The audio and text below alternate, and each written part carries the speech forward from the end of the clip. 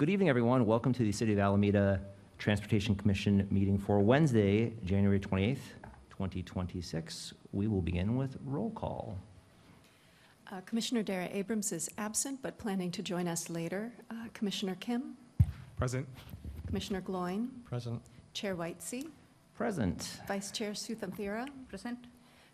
Commissioner Johnson? Present. And Commissioner Noctegal? Here. Seeing that we, thank God, have a quorum, let's move on to any agenda changes. Any requested agenda changes from commissioners? Seeing none, I will move on to item number 3, staff communications with Lisa Foster. Good evening, Chair Whitesey and Transportation Commissioners. Lisa Foster, Transportation Planning Manager. I'll give you a few updates, starting with City Council actions taken on items reviewed by the Transportation Commission. We're early in the year, but there has been one item related to something that you all reviewed, which was our Mostly Bay Farm pavement program. So on January 20th, City Council opted to take no action on a council referral that asked to consider placing the McCartney Road configuration update on a future agenda. So that did not happen. Our upcoming Transportation Commission meetings are February 25th and March 25th. And our next meeting will be doing our Transportation 2025 annual report and 2026 work plan. So we look forward to that. For events, Caltrans is hosting 3 informational events for the Oakland Alameda Access Project next week. Construction is, coming sooner, and so it will be good informational events for folks to attend. There's one in Oakland on Tuesday, the 3rd, one here at City Hall on Wednesday, February 4th, 5 to 7 p.m., and then on Thursday, the 5th, there is a virtual one in the evening as well. And we have a Transportation 101 and Clipper Cards for Seniors event on February 6th. A couple of updates.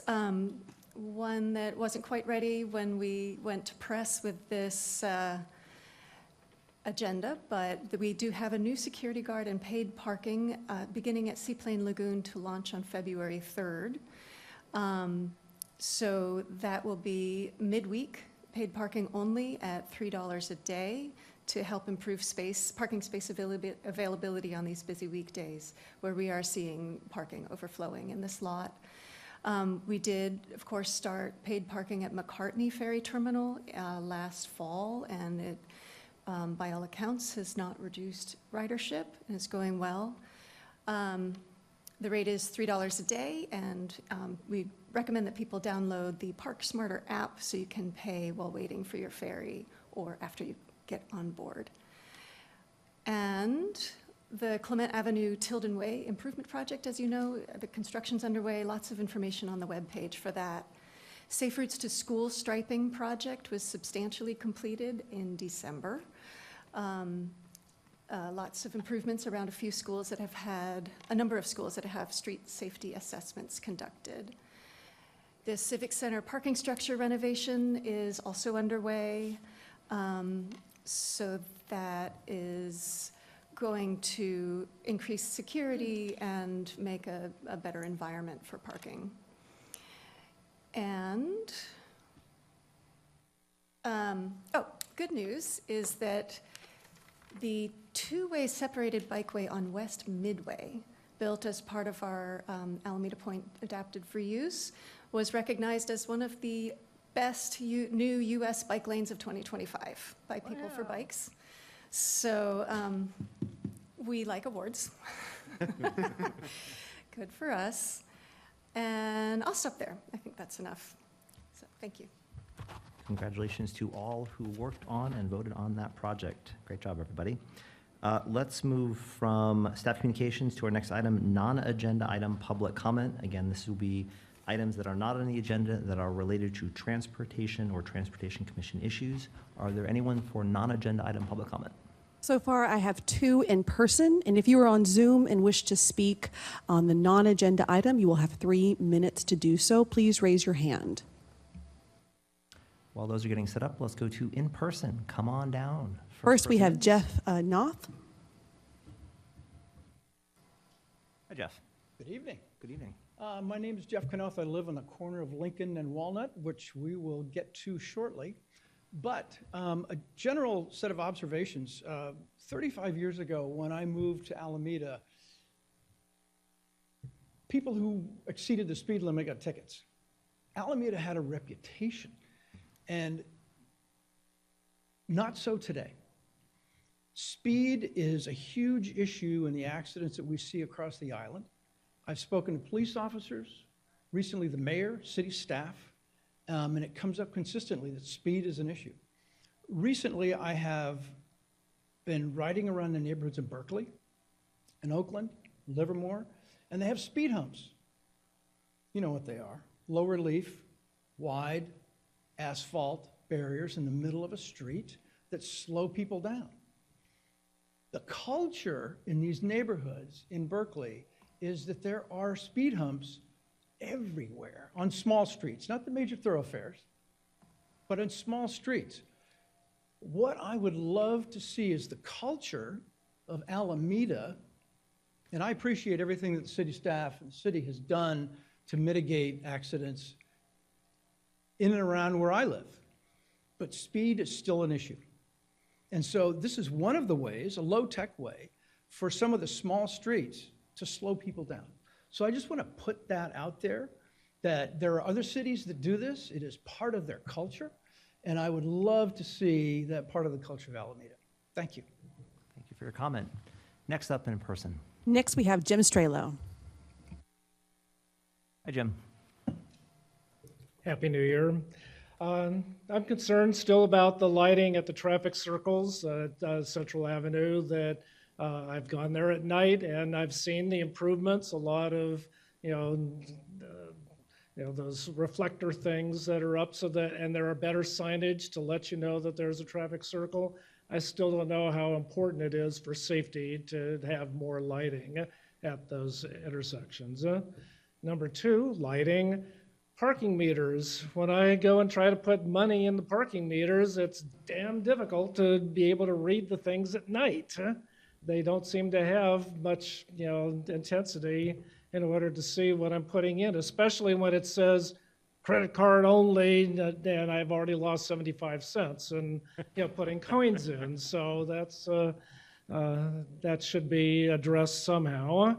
Lastly, regarding the Clement, the bike, improvements there, that I'm wondering why the roadway is not available for Clement between Grand and Hibbard. That it seems like there is, artificial fences put up for the real estate people to stop people to, try to get you to, buy into their new property there, but those are fences on city streets. So I'm wondering what gives them the right to block the streets, so that the cars can't use that connector now between Grand and Hibbard that connects Clement all the way through. Thank you. Thank you for your comments. Any other additional in-person comments? No, now we have one online. Let's take and go to the online comment. Jay Garfinkel. Good evening.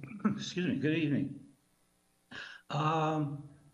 We've been going through quite a deal about the McCartney project, and it was discussed at the council meeting on the 20th.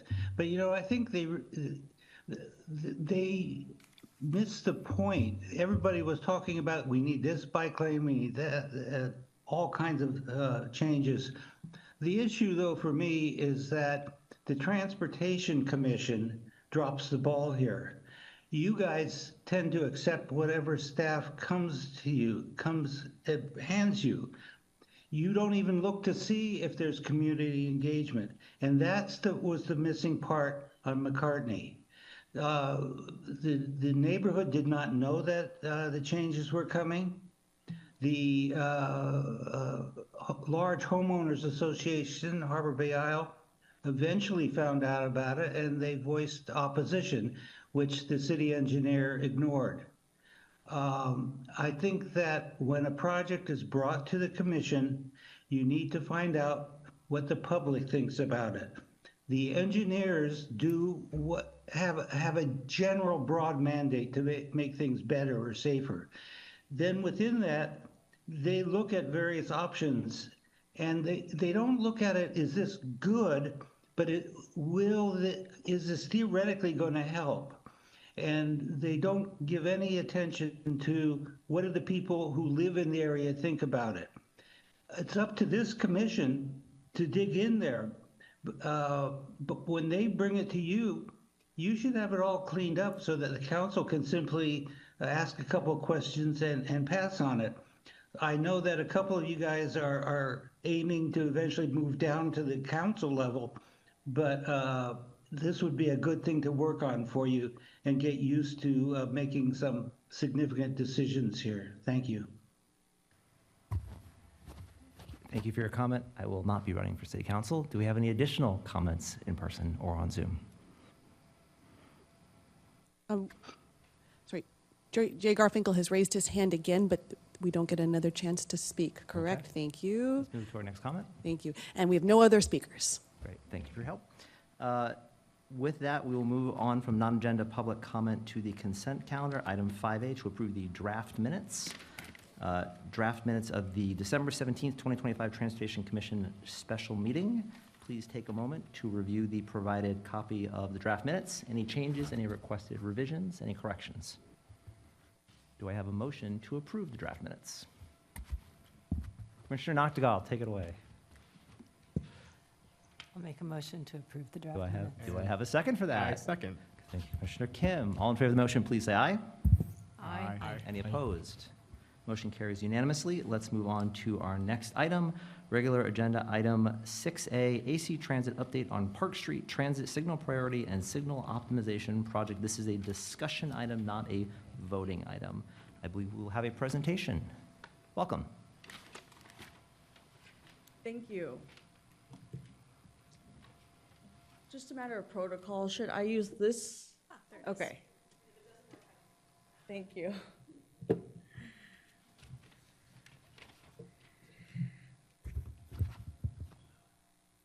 All right. Good evening, members of the Transportation Commission. My name is Maria Henderson, External Affairs Representative, Legislative Affairs and Community Relations at AC Transit. I am here this evening with my colleague Will Bueller, Traffic Engineer with AC Transit, and Ryan Dole, Engineering Design Consultant from Kinley Horn. Tonight we are presenting on the Park Street Transit Signal Priority and Signal Optimization Project in the city of Alameda, funded by the Metropolitan Transportation Commission Bus Accelerated Infrastructure Delivery Program, also known as BusAid. It is an initiative that reduces transit travel times, improves transit reliability, and emphasizes short-term, quick-build solutions at locations identified by transit operators. This project focuses on improving transit operations along the Park Street corridor between Blanding Avenue and Otis Drive, through targeted signal timing upgrades, the installation of transit signal priority technology at key intersections, as well as the installation and configuration of wireless devices along the project corridor, which together serve to improve transit reliability through integrated and efficient signal operations. City staff have been involved since the launch of the project and have provided input since the beginning of our design development. AC Transit staff have also provided regular updates to the City Council at the AC Transit City of Alameda Interagency Liaison Committee meetings. Another update will be provided to that body at the February 12th ILC meeting. AC Transit staff will also keep the mayor and city council informed with regular project updates. And I want to thank the city of Alameda for being great partners to AC Transit.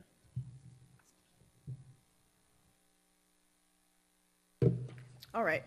Tonight, Ryan Dole from Kinley Horn will begin with a brief overview of the project improvements, the project scope, and benefits of transit signal priority.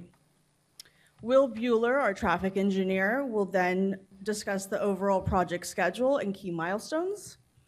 And lastly, I will wrap up the presentation with resources on how the City of Alameda can stay informed and engaged throughout every step of the project. I will now pass it on to Ryan Dole from Kimley Horn, who will discuss the project improvements. Thank you.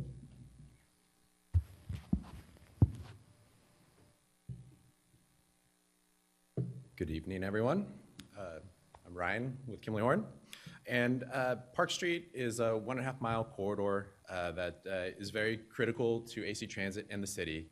It's been identified by AC Transit as one of the major 11 corridors throughout the district, and so it is very important to them.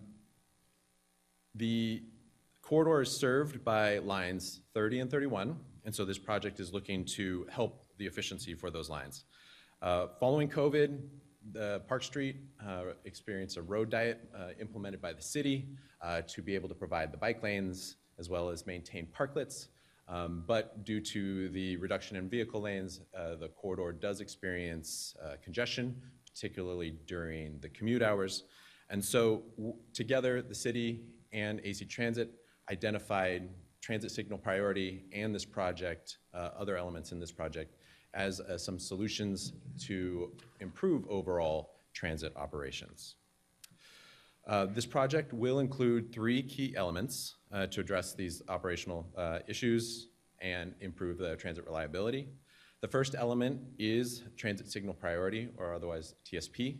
That will be implemented along the entire stretch. There's actually some elements that were previously installed between Blanding and Central Avenue, and this project will be installing new ones from Alameda Avenue to Otis Drive. Additionally, to explain TSP, how it works, when a transit vehicle approaches an intersection, onboard equipment on the buses will signal to the equipment using GPS and radio technology that they're approaching and ask for additional green time. Through that, once the request is received by the traffic signal controller, it will evaluate whether time is available in the cycle, generally by taking time from unused movements, side streets, or left turn phases, and then only at that time grant it to that additional transit movement. But I want to emphasize that it is only given if there's time in the cycle and it to help minimize impacts to overall traffic operations. The second key element of the project is to extend a wireless interconnect system that is actually also been previously deployed by the city from Blanding down to Encinal. So this project will be adding wireless devices that extend to San Jose and Otis Drive, as well as evaluate and make sure that the existing equipment is operating as intended. By installing that wireless interconnect, the intersections will be able to communicate with one another and maintain signal coordination between them, and hopefully, with the main goal of moving traffic efficiently. The third key element of the project is the improvements at San Jose and Park Street. That intersection is quite old, and so this project will be installing a new controller cabinet as well as replacing some old wiring and old underground conduits. Those improvements are really necessary to be able to add the TSP and the wireless and make sure it's up to date and provide those functionality. So this is just a quick map of the corridor. As explained, much of the equipment is already in place between Blanding and Central Avenue, but then we're also doing some of the implementation at the intersections between Alameda Avenue and Otis Drive. Something that will build upon this, the last element of the project, is going to be the signal timing and coordination that will be facilitated through those other devices. The signal timing will look at all the different intersections, all the different phases, and look for ways to optimize traffic flow, both for Park Street as well as the side streets. So, just to give the public a little bit of an understanding of what to expect during construction, we kind of want to review some frequently asked questions about what people could expect. First, will there be closures or detours? During the installation of the equipment, particularly the TSP and wireless devices, those do go up on the poles. So there is expected some time where a bucket truck, like what you see in the photo here, contractors will be working overhead, both to aim the radios as well as install the equipment. During that time, the public could expect closures. Those are expected to be about half-day closures with work either in a single lane or in the shoulder. But the most important thing is, at the end of the day, all closures will be opened, and so traffic will disruption will be minimized. At the intersection of San Jose and Park Street, closures of lanes and sidewalks are needed to install the new cabinet as well as the underground conduits. So during that time, traffic lanes may be closed, though flaggers may be used under alternating conditions as lanes have to close for that work. For sidewalk closures to install that equipment, alternate detour routes for pedestrians will be provided to ensure safety and accessibility around the work area. To support construction activities, there may be some temporary parking loss or parking restrictions, sorry, and bus stop relocations may also be necessary as vehicles queue up in those areas, but relocations are expected to last less than a day. The last, will there be traffic impacts during construction? We do anticipate, due to the closures, some minor delays along Park Street and the intersecting streets during the specified lane closures. These closures are expected to occur on weekdays and will avoid morning and evening commute periods to reduce inconvenience to travelers. Also, nighttime closures are not permitted on this project. Generally, construction will occur at one intersection at a time to limit the amount of impacts during construction. At this San Jose Avenue intersection, the traffic signal may be temporarily switched off or into red flashing mode to facilitate the rewiring and the controller's changeover. So that could be an experience for some people. How long will the construction take? We are estimating that the construction period will be about 3 months. However, we do anticipate the active construction to be on a much shorter duration, approximately a month, and that's when the lane closures and the sidewalk closures would take place. Following that phase, the remainder of the construction period will be the programming and the fine-tuning of the signal timing and equipment. For all construction activities, AC Transit will send out rider alerts and post notifications at bus stops. Riders can register for rider alerts through the AC Transit website at actransit.org/subscribe. Next, we'll talk about the project benefits and the schedule.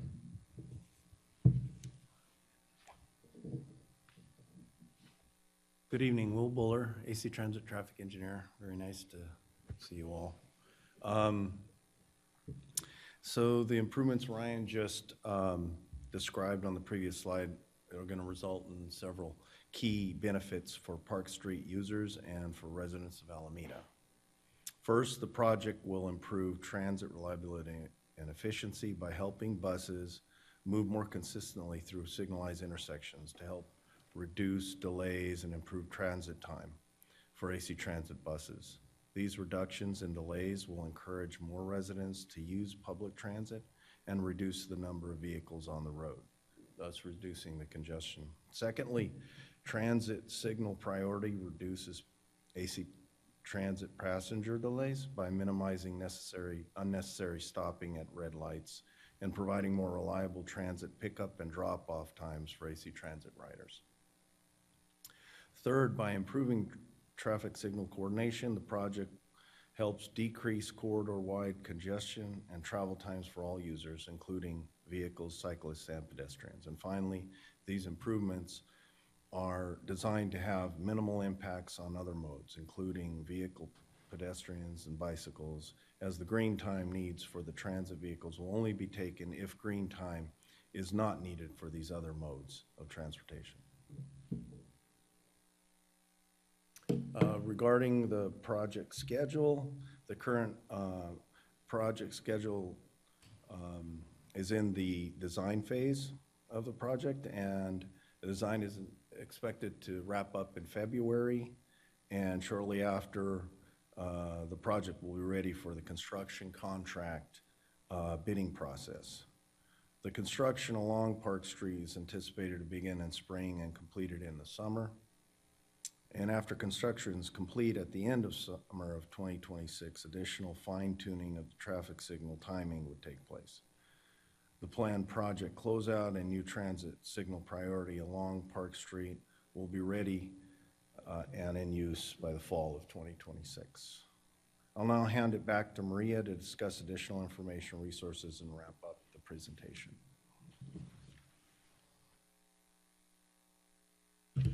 Thanks, Ryan and Will.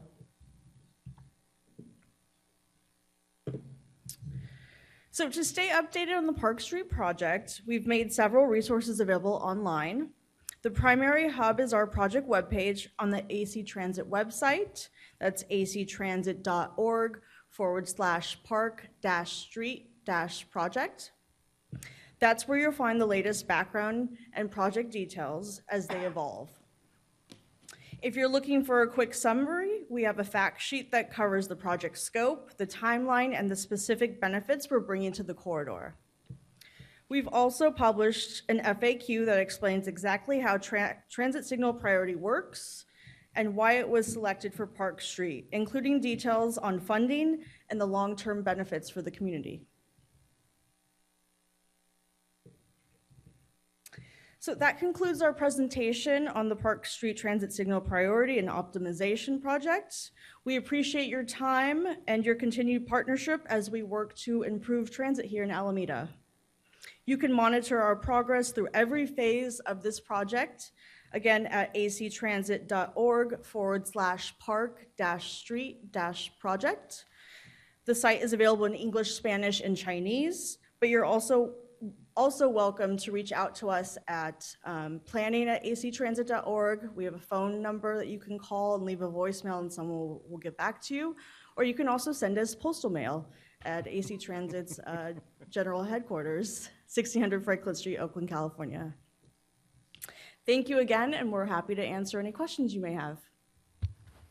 Thank you for the presentation. Lisa Foster. Just for the purposes of the minutes, I wanted to note that Commissioner Dara Abrams joined us during the presentation. He joined at 6:45. Please note that in the minutes. You do not have to note that you all missed a really great Orff instrument concert by fourth graders. So, back to you, Chair. Now I regret being at this meeting on time. Thank you, Commissioner Dara Abrams. So let's open with clarifying questions. So clarifying questions are just questions of fact about the presentation, not opinions, not questions about what else could we do, but just questions of fact. Are there any questions of fact from the commissioners? I have one. I want to confirm my understanding of TSP, and it sounds like I can go to the FAQ and probably get this answer, but I'm going to ask it anyway. So as I understood what you said, essentially TSP elongates green signals, and that is the extent to which TSP affects the timing of lights, the default setting. So in other words, it says, can we keep a green on an additional few seconds based on all traffic coming into a particular intersection, and just perpetuates a green state in a longer way. Is that correct? And if not, please help me understand. Yeah, it's correct. Along most of the time along the main arterial, only if the time is available in the normal process of the cycle for all the modes. Only if the green time is available, and I'll let Ryan explain that a little bit more. Okay.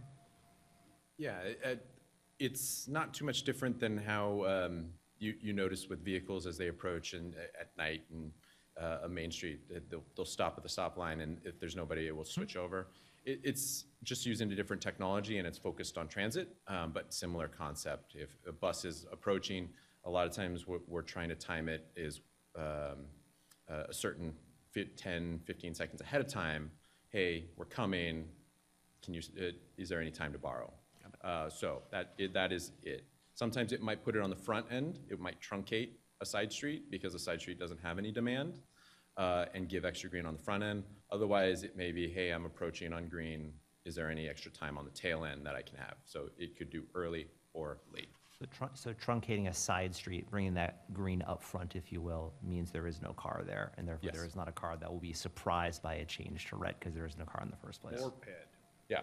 Got it. It do- When I say truncate, it might just, yes, it doesn't do it if there is demand.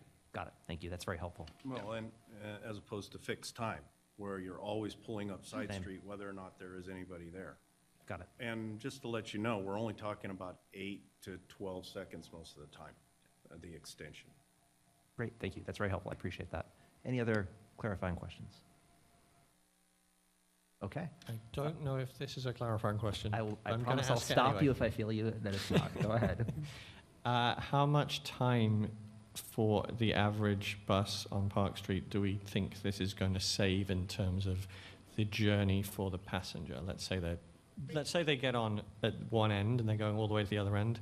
How much time do we think it will save on average? Well, we hope it saves a lot of time. The before and after is what will reveal that. Sometimes you can save on any particular trip 1 to 2 cycles. If they get through a cycle, which is typically a minute long, and so that can save 2 minutes in one direction, and that's just a hopeful average, right?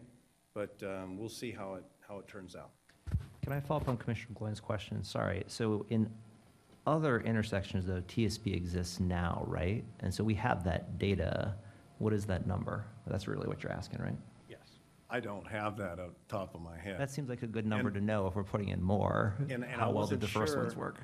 For those intersections where TSP was working, how well it's been functioning, whether or not it's even been kept track of. Because I know that when it was implemented, I don't know that it was fine-tuned. It was a long time ago, and it was done by the city, as I recall, and I just don't know where it was left and its state. But we're gonna bring it up to good current bill of health. I see Scott Wickstrom walking to the corner, which I bet means he has some information on this clarifying question. Yes, Chair Whitesey, members of the Transportation Commission, Scott Wickstrom, City Engineer. Much of the TSP that's in Park Street that was mentioned during the presentation was put in right about 2020, just at the start of the pandemic. As we went through the pandemic, we had some staff changes and turnover. We really haven't had that TSP fully functional in its most efficient way. So this is almost what they're talking about is we have the existing equipment in the cabinet. They're going to add additional equipment, particularly to the intersections to the south, and then we're going to functionally turn the entire system on. It's a subtlety that is also a huge benefit for all residents, not those just only on the bus, is the signal timing of the corridor. Anybody who's driven up Park Street right now knows that there's no signal coordination between the individual signals. The communication that was talked about, the wireless communication, is that so we can get all the signals, if you will, on the same clock, so they can run a coordinated signal timing pattern. It's not going to necessarily get you from Otis all the way to Blanding without stopping, but it will definitely be an improvement over the disconnected signals that we have right now. So that's another huge benefit that factors in. So we as a city are looking forward to this project as well. It will definitely help the buses. It'll also help out all residents driving on Park Street as well. Thank you. Clarifying questions. Clarify, Scott, could I ask this? This will just be clarifying. Does the city have a target speed in mind if you are coordinating signals along the corridor for drivers? Yeah, we haven't got to that level of analysis. Okay. And I will say for the benefit of this group, we are going to bifurcate the corridor into 2 sections. We're going to basically go from Otis to Lincoln, or no, Buena Vista, I guess it is. Otis to Buena Vista, and then the last 2 signals, Clement and Blanding, we're going to basically time separately as a little couplet for those 2 signals, separate from the rest of it, so they have a little more flexibility to push the cars through those last 2 intersections and over the bridge. We do not presumption that it's going to be 25 miles an hour, perhaps even a mile or 2 slower than that, but we haven't got to that level of detail yet. The clarification question, Vice Chair Suthan Thera, go ahead. Thank you, Chair. Thank you for the presentation. question is, so a portion of the corridor has TSP elements from 2020. And then now the new ones, the rest of the corridor will have new. So the technology is always changing, right? So have this new set of equipments, are they the same technology or how's that? Yes, it's the same system. Same system? It hasn't changed. Okay. Since then. And the gadgets overall, all of the systems, so are they flexible to adapt to any new changes in the technology, in the TSP technology in the future? Like everything is evolving still. So. Yeah, this system is a roadside unit system, right? It's not a cloud-based system. Cloud-based requires very, very strong communications. We're looking into that for the future. But right now, it's very reliable, and it's what we have throughout the rest of our system. And it's going to work really well in this particular Never corridor. say that in a meeting, they will quote you later, watch out. Sure. So ultimately, it comes down to controllers. The controller that operating the signal is the brains behind it. This is a technology that helps communicate to the controller that the bus is coming. And so, as Will said, that technology, it's more of a communication device. But the city actually has upgraded all the controllers on the corridor except for San Jose. So that's where we're coming in, adding that additional functionality. And so you have new equipment there that provides the ultimate functionality through the controller. So you are at least future-proof for right now. That's the word. But if better controllers come along, then that's another day. Got it. All right, thank you. Any additional clarifying questions, which often begin with, when you said this, I did not understand this. Any additional clarifying questions? Commissioner Gloy. The funding for this project, is this coming from AC Transit? It's coming from MTC's accelerated infrastructure, well, bus accelerated infrastructure. It's coming from MTC. Delivery. Okay, thank you. Delivery program, yeah. Great. If it's okay, I'm going to move on from clarifying questions. I'm going to move to any public comment on this agenda item. Any public comment? So far, we have 2 in person and 1 on Zoom. Let's go to in-person first. First, we have Jim Strelo. Hi, Jim. Good evening again, commissioners. I ride the 51 and the O bus regularly, and I'm glad to see things that will improve bus, getting through intersections. And the reason why I am interested in this is that because of the Oakland Alameda Access Project, that there's bound to be more detours ahead for Webster Street, and whether or not it will detour more bus routes to consider going along Park Street in order to get and service Alameda, because it might be such a traffic jam through the tubes during the OAP that to see improvements such as this on Park Street is really important, because other lines may need to use Park Street just besides the ones that are currently scheduled. So this is rumor spreader Jim here, or the seed planter Jim saying, you know what, in the future, we might need Park Street even more in order to service because of the unavailability at other points off the island. Thank you. Thank you for your comment. Next comment in person, please. Next, we have Christy Cannon. Hi, Christy. Good evening, commissioners. Yes, I'm Christy Cannon. I'm with Community Action for a Sustainable Alameda, CASA. And we're, of course, supportive of anything that improves transit. And I'm, in particular, personally, I'm a bus rider. I ride the 51 mostly, but I also ride the 30, which used to be the 20, but I'm getting used to it. So mostly I have a couple of questions, and I know this isn't really, it's time for comment, but something to think about, because this isn't something you're voting on yet. I'm curious, about experiences on other corridors in other cities. How has that gone? And, we've heard a lot of positives, but I imagine there's some negatives. There usually are. And so I'd be curious about digging into that a little bit, finding out what that might be. I'm also kind of concerned about scheduling. So I assume there will be a transition period. We don't know how this is going to go. AC Transit is going to have to see if it really improves the speed of the buses. And in the meantime, when I'm waiting for the bus down at South Shore, is it going to come early and pass me by because the schedule hasn't been updated? Or is it going to be late because it isn't working very well? And I'm sure AC Transit has experience with this and will work it out, but it's something I'm concerned about as a writer and would be interested in getting more information about. And then the last point is, if this works really well, how about Webster Street? Good night. Thank you for your thoughtful comments. Anyone on Zoom? Yes, so far we have one on Zoom, and Jay Garfinkel. Okay, let's go to Jay. Hi, Jay. Unmute. I'm back. I'm one of the several thousand second-class citizens here in Alameda. Second class in that, as far as transportation is concerned, we drive cars. We've been experiencing increasing barriers, obstructions in the road in the name of bicycle safety.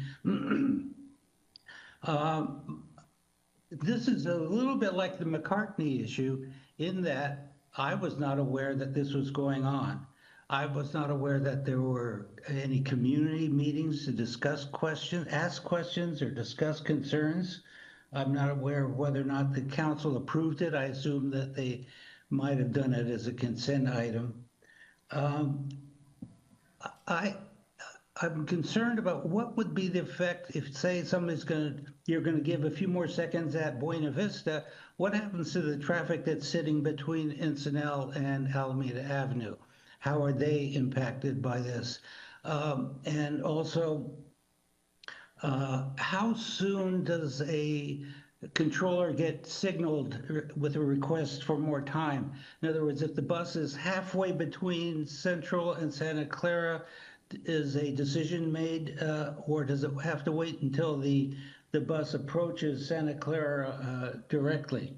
Also, is there any interaction with the police and fire department? I don't know if they have priority abilities. I had another question.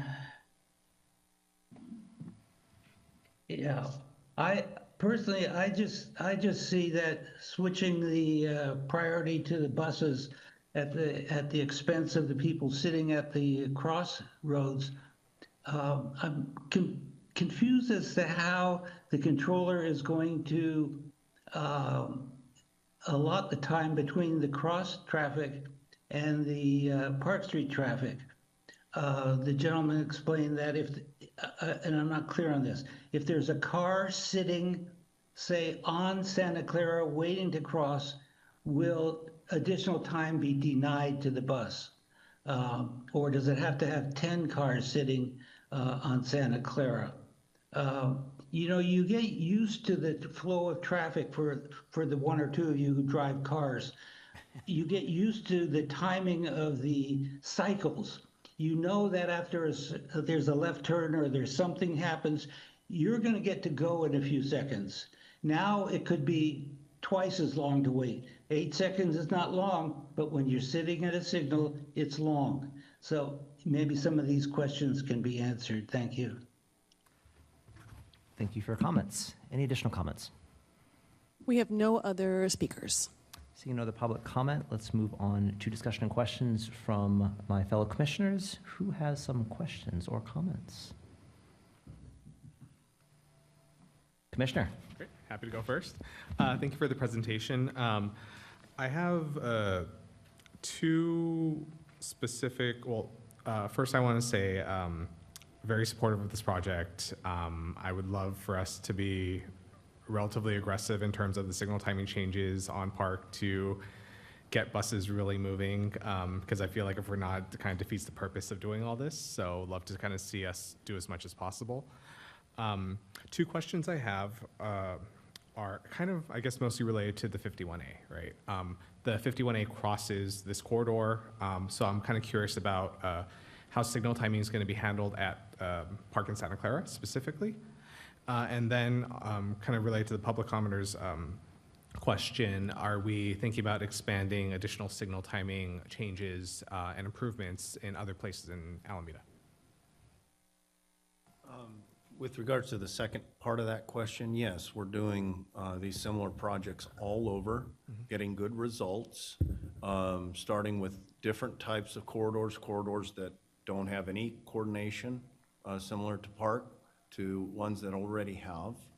But we're like PASS program usually did, as they come along and then they redo the coordination, and so the agencies are very grateful for that. And then on the first question, remind me really quick. The intersection of Park and Santa Clara, conflicting bus needs across the corridor, just kind of curious how that's going to be handled. So when you have competing coordination, I'm going to defer to Ryan on that one. Great. So it is possible to do TSP for both directions. Typically, what will happen is it's more of a first come, first serve. So if it is the side street that gets the call, we have some flexibility on how we program it. It really just comes down to signal timing programming and what we're going to prioritize. If there's greater frequency, in past projects, what we tend to do is defer to the primary route, because that's where you're going to get the most benefit. You have higher demand, you have higher frequency in routes, though Line 51 might be more frequent overall. Yeah. It all depends on every cycle. And do the buses arrive all at the same time, or let's say two directions opposing at 90, right? At the same cycle, then you have a priority corridor. That's the way it generally works. So then I guess related question, so does 51A actually have priority as it crosses Park Street today? I believe that corridor has more frequent usage, so yes, that would be the answer. We haven't actually conducted the signal timing analysis yet. When we get there, we'll probably have to make that decision one way or the other. There was a couple comments about Webster. Actually, Will and I, about 10 years ago, were in front of you all. We did that as part of a Line 51 project. So there is TSP, and there was signal timing done as part of that project to benefit the Line 51. So it's out there and operational. We confirmed that, whether it just might, it's out there. Yeah, in this situation of having crossing corridors with TSP and competing demands isn't uncommon either. We have that in a lot of places. I wonder if I can answer or attempt to remember all the questions that were posed by the public. And yeah, sorry, you're actually under no obligation to go into Q&A with the public. If the commissioners want to ask a question, then certainly we can do that. Just, yeah. Okay. Trying to be helpful. Any other commissioner questions? Perhaps following up on a public comment. Any other commission questions? Drew. I'll just say thank you for coming. I also want to acknowledge that AC staff have come here before on this specific project. So all of us members of the public have been aware of this work going on. And also in the bigger picture, this is happening across the region, so I'm glad MTC is getting a little shout out. My understanding is this week MTC approved a Bay Area-wide policy for funding more of this work. And just for everyone's sake, like a minute saved is like, that is true value. Like that is the cost of that driver and the cost of that bus. And so I hope every minute saved on this corridor adds up to more service for riders, because at the end of the day, that's what we all want. I also want to highlight, it sounds from city staff like there's a little Easter egg here of like coordinating signal timing for drivers as well. I know that's not the focus tonight, but this project does sound like it will use regional money, bring some MTC money here, and AC and the city are putting it together to benefit transit riders and drivers. The one final thought I want to offer is I think the city could do a little better for pedestrians on Park Street. I know this body, before I joined, adopted a policy on how signals are set. I honestly don't know if that's what's being programmed into those controllers. I don't know how signals are programmed, and I imagine if they're not coordinated, there's work to do. And that's a little out of scope here, but I just want to end by saying that I hope the city, and maybe as a comment for Scott Wickstrom, that the city will, when the time is right, just take a run through the entire corridor, make sure where ped recall should be turned on, ped recall's turned on, and this really sounds like it's going to benefit all modes. Bus riders, bus drivers, people driving the whole corridor, and peds too. So thank you to everyone involved. Thank you for comments. Any other questions or comments? Commissioner Noctegal. Thank you. I want to lift up all the positive comments that the rest of the commission has said, and I want to say thank you. I also want to ask for a tiny other bit of coordination, and I'm going to look to the city for this too. I'm anecdotally at this point aware of some roadway construction fatigue that's going on in the city. And so if it's possible when you're doing construction to coordinate with other nearby city roadway construction projects to mitigate that impact on the travelers. Because yes, transit is important. Yes, bikes are important. Yes, pedestrians are important. And driving is important too. All of the modes need to have some coordination and some fair prioritization. So just to mitigate the construction. But otherwise, I really am very much in favor of this. I just want to say noted, Commissioner, and we plan on doing another round of community outreach, and our outreach is continually ongoing throughout the entire duration of the project. Thank you. And again, I am in favor of this project. Thank you, yes. And we're closely working with the city staff as well, and so we will continue our coordination efforts. Thank you. If it's okay, I'd actually like to follow up on that line of questioning. So 2 things that struck me as, I guess I would like to talk about it briefly. Why is work starting at 8:30 a.m.? Is that a default choice for transit and construction? Because I hear 8:30 and I don't know that the morning commute is done. We have definitely had an elongated commute here in Alameda. And if we're talking about convenience and traffic fatigue and construction, help me understand 8:30. It's usually, we follow what's usually on the permit and what you as a city issue on that permit. So the city could push that towards more compressed hours later in the morning if the city made that choice. Okay, that's helpful. Second question on that. I think I heard that these intersections are going to be each worked on individually, not together. And to me, that sounded strange because it seems like this construction project creates a lot of bottlenecks at the loss of a lane. And a bottleneck inherently is a bottleneck. There's no way around it, right? And so it seems to me you are at some fundamental level better off creating a longer single lane closure because you've created a bottleneck either way, and you could get this project done faster as opposed to a bottleneck that is then resolved and then another bottleneck is created, which is going to cause the exact same problem. Help me understand why we're not working on this all at the same time to wrap up the project instead of having individual bottlenecks sequentially on that road. Well, if it's resources, that could be the answer. That is perfectly fine. Well, that's the word I would use first, but to explain a little bit further, the way we've delivered most of our projects is sequentially, a crew or 2 crews, whatever the contractor has bid to deliver the project, right? The kind of option you described could possibly cost a lot more. If he has to take his entire crew, remember, our project is relatively small. A large amount of people for a short amount of time, he'd have to pay them for however long he thought it was going to take to get another job to keep these people busy. So they're floating a lot of crews over a lot of different projects. it's a little complicated, but. I'm sure it So does. they've done that, and so they might have 2 or 3 crews, and they might propose to leapfrog each other. And so the typical answer was that they would do it sequentially. This one's going to be very simple. We expect them to be able to do 3 or so every single day, or even more, depending on how easily it'll go. And so we're giving you worst-case scenario. Okay. Any additional commissioners? Commissioner Susan Thera. So overall, I support the project, just like all other commissioners said here. The clarifying question, or actually, not clarifying question. The comments are mainly to add value or get further clarification here.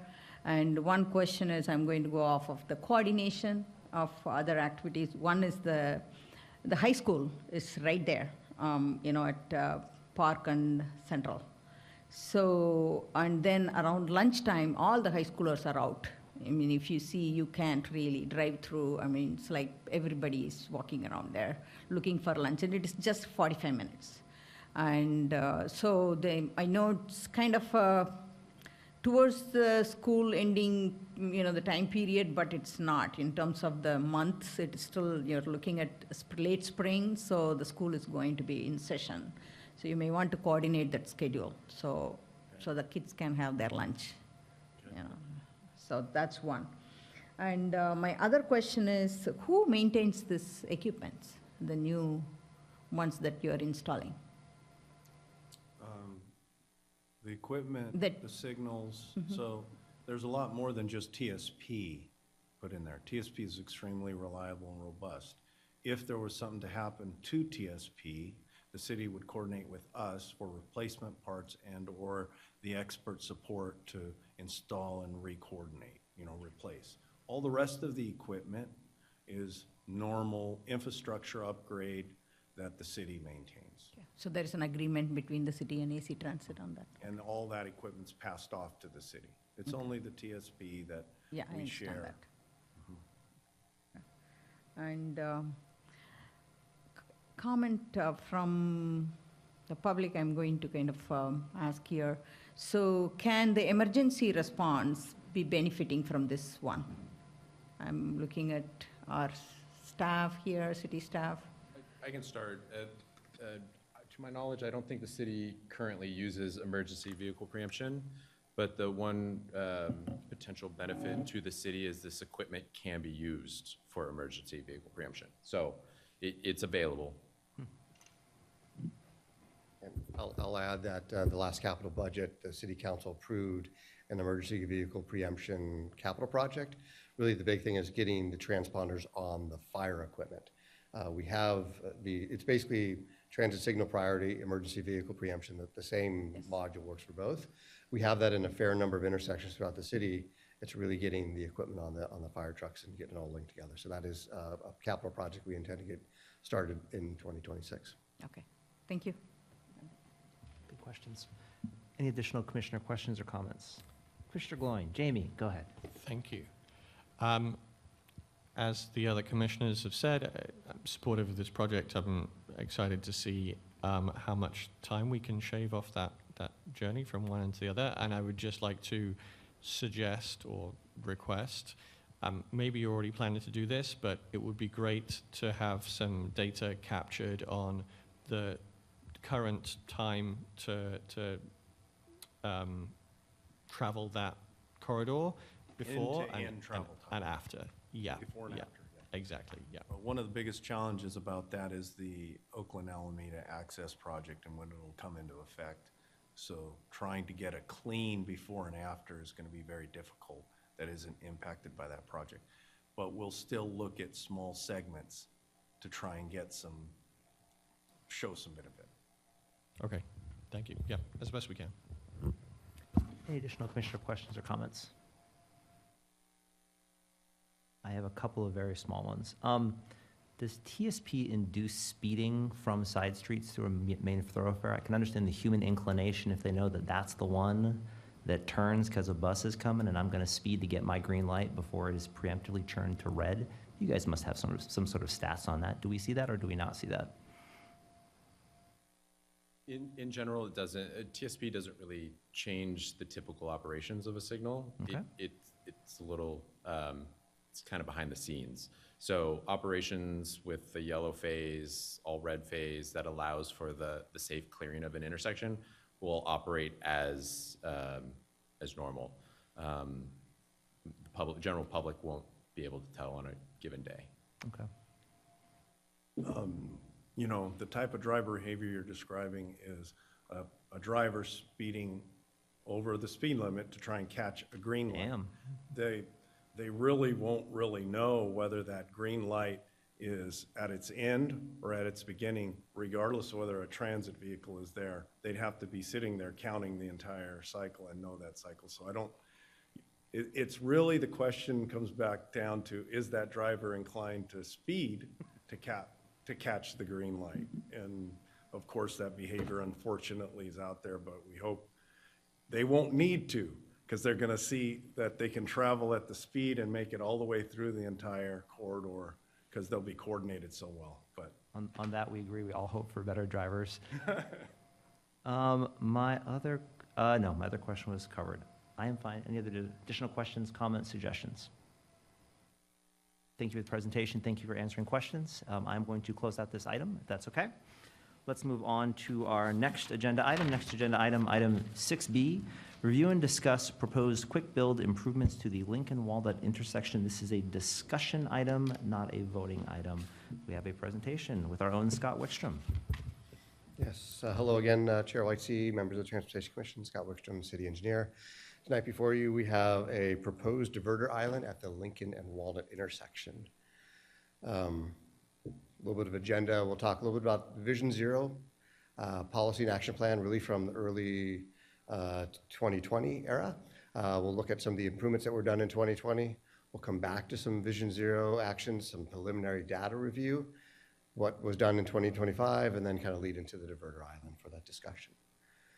So as we start talking about a data-driven approach, this figure should be hopefully familiar to the Transportation Commission. It is our high injury corridor network. It's based on roadway collision data from, I believe, 2009 through 2018, a 10-year period. It identifies high injury corridors, which are the lines that are in yellow, red, and orange. And it also identifies high collision intersections, which are where, either severe or fatal collisions have occurred or just a large number of collisions have occurred. The stat on the lower left corner is always kind of telling 73% of crashes occur on 20% of Alameda's roadway. So we did really want to focus on, this is a basis to where do we start focusing our efforts for traffic safety throughout the city. The little red arrow, that's Lincoln and Walnut. It wasn't too hard to find out that Lincoln and Walnut stood out as having a high number of collisions. And so we took a crack at it in 2020, right? In 2020, we basically, if you remember back to pre-2020, it was a 4-lane road through this intersection. The merge actually took place east of Walnut Street as you approached Oak, in front of as you get to the police station, basically.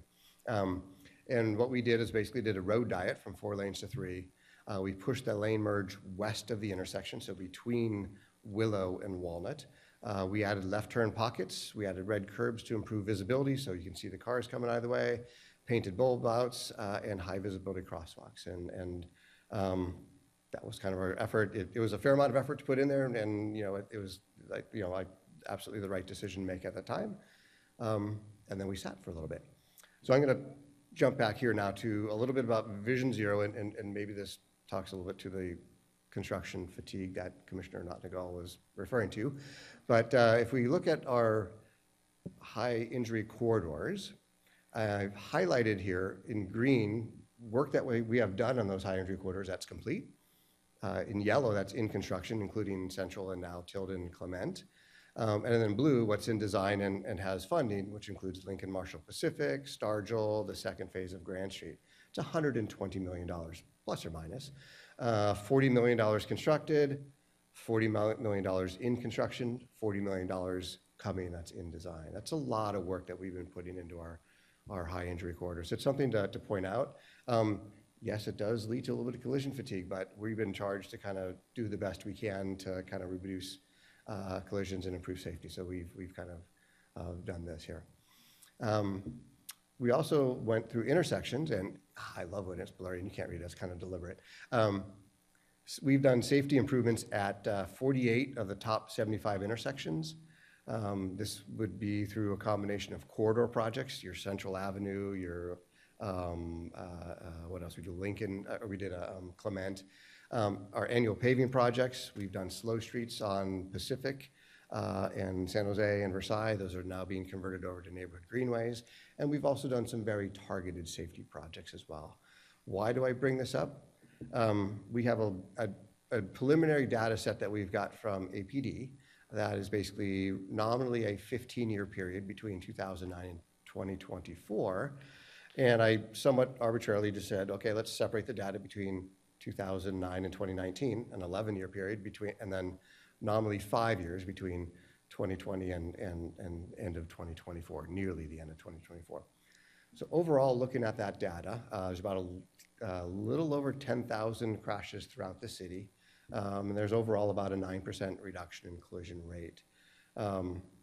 We start looking at corridors with road diets. It's been pretty significant. So Main Street had a road diet in 2019. Data's not quite exactly right. Otis Drive was 2020. Park Street and Webster, because of the commercial slow streets, were also in 2020. And I'm only looking at the areas that were reduced, if you will, the road diets. And then to come here with some of the intersections, those 48 of the 75 collisions where we've made improvements, we see a 39% reduction in the collision rate. It seems to be that a lot of the work we're doing is starting to show some results, which is good. Zooming in here, maybe you could read this one. I was hoping you could read some of this anyway. I'm not going to let you spend too much time on it though. So these are the top 20 intersections within the city, sorted by collisions in the nominally 15-year data period. And what's important is you have a collision rate in the first phase, and you've got a collision rate in the second phase for the first 11 years and then the last 5 years. And you either have a reduction in your collision rate or an increase in your collision rate, right? And about the fifth or sixth column over there is a one I add in there, collisions avoided. If you basically take those two rates and do your math, you can basically say that this many collisions did not occur. For these top 20 intersections, there's 40 collisions that theoretically haven't occurred during this 5-year period. That's a good number to have. We could also look at this data a little more closely and start pointing out a few things. There's a few streets here, Main Street and Willie Stargell. That's one of the early kind of road diets. Now, granted, the ferry terminal is, the Seaplane Lagoon Ferry Terminal has changed the traffic patterns in there. But there's been a dramatic reduction in collisions. Otis and Westline, it's kind of tough to say how we went from 24 collisions in the first 11 years to 0, but it's still a pretty impressive reduction, right? You can also look at this data and tease out, well, we've got some areas where we have issues, and you look at these things, well, it's Park and Blanding, it's Park and Clement. These are the intersections that we were just talking about in the last presentation about how we want to do some traffic signal timing improvements. Perhaps the backup is creating a little bit of frustration, people trying to push through a light that they shouldn't. Tough to really understand, say. And then we've got Clement and Oak and a couple others there. So these are ones that we look at and say, okay, we need to try to understand what's going on here. Our presentation tonight is about Lincoln Walnut, which is up here on the top. And despite the efforts that we did in 2020, we really didn't see a significant traffic reduction. It's a bit of a surprise. I frankly would have thought the road diet, the high visibility crosswalks, everything else would have made more of a difference than it did. And it's just basically made a relatively minor difference. You could almost say it potentially is in line with the rest of the reduction throughout the city. Okay, so we are in 2025. There was a pedestrian fatality in 2021, and so the city, as part of our fatal collision response program, looked to do some additional enhancements out here. Flashing beacons have been installed. They're on both sides here. The lane merge was moved further west, such that the lane merge starts almost immediately as you cross Willow and starts merging over to try to prevent people from racing to get ahead of each other to get to the merge and then get to this intersection. We have higher visibility bulb outs. They're longer, they're brighter. That was all put in. with the effort to kind of, if you will, try to do what we could to further reduce collisions. Again, we talked about before, there's only been a 7% reduction in collisions.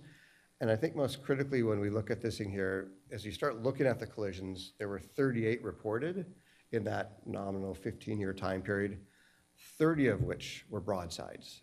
Broadsides are fairly common when one car is trying to go straight across the road and another one hits him in the side. Broadsides are T-bones, you sometimes hear referred to as. So it's indicative of a vehicle trying to cross Lincoln and being hit is what we see. So we'll see how well this works here. Is it gonna play? Oh, there we go. It's playing a little bit slowly here. One of the neighbors has a Ring doorbell camera and took some videos. And so this is a little bit glitchy here. There we go, the red car. If it was a little bit glitchy there, but the red car hardly even stopped as they're crossing Walnut. Walnut is on your right there, going kind of north-south. We're looking southbound on Walnut, right? That was in August. Here we are in November. And you can see, one car is stopping to make a left here. And one comes through, it'll play on for a few seconds. You kind of get a sense of how busy the traffic is, but there's that southbound car coming through, the second car's coming through, or they're going right, and it's not that terribly busy of an intersection. But whoops, there's our collision right there, right? And it's another broadside, someone trying to cut through the intersection. And then we got one more here, and then if you could push this one up to about 28, they're about, save us a little time here. And you might have to push the play. There you go.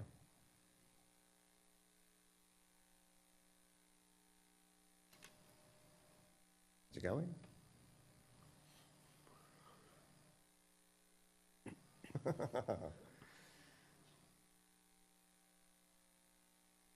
All right, well, we'll give it a second. If it doesn't work, we will jump on. You kind of get the idea. We've got 3 collisions in a relatively short period of time, all almost immediately after the City Council accepted the second round of improvements we did in 2025. They're all broadside collisions here. So can you advance to the next? Uh-oh. This is the first time I've ever tried to do a video inside of the, might be the last.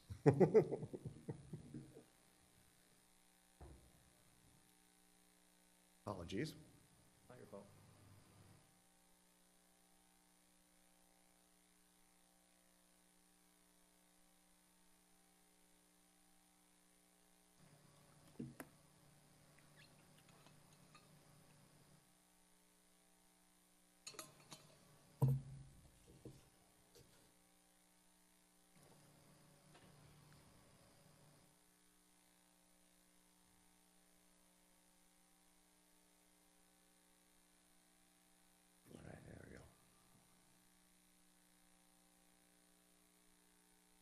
We'll go and skip that one.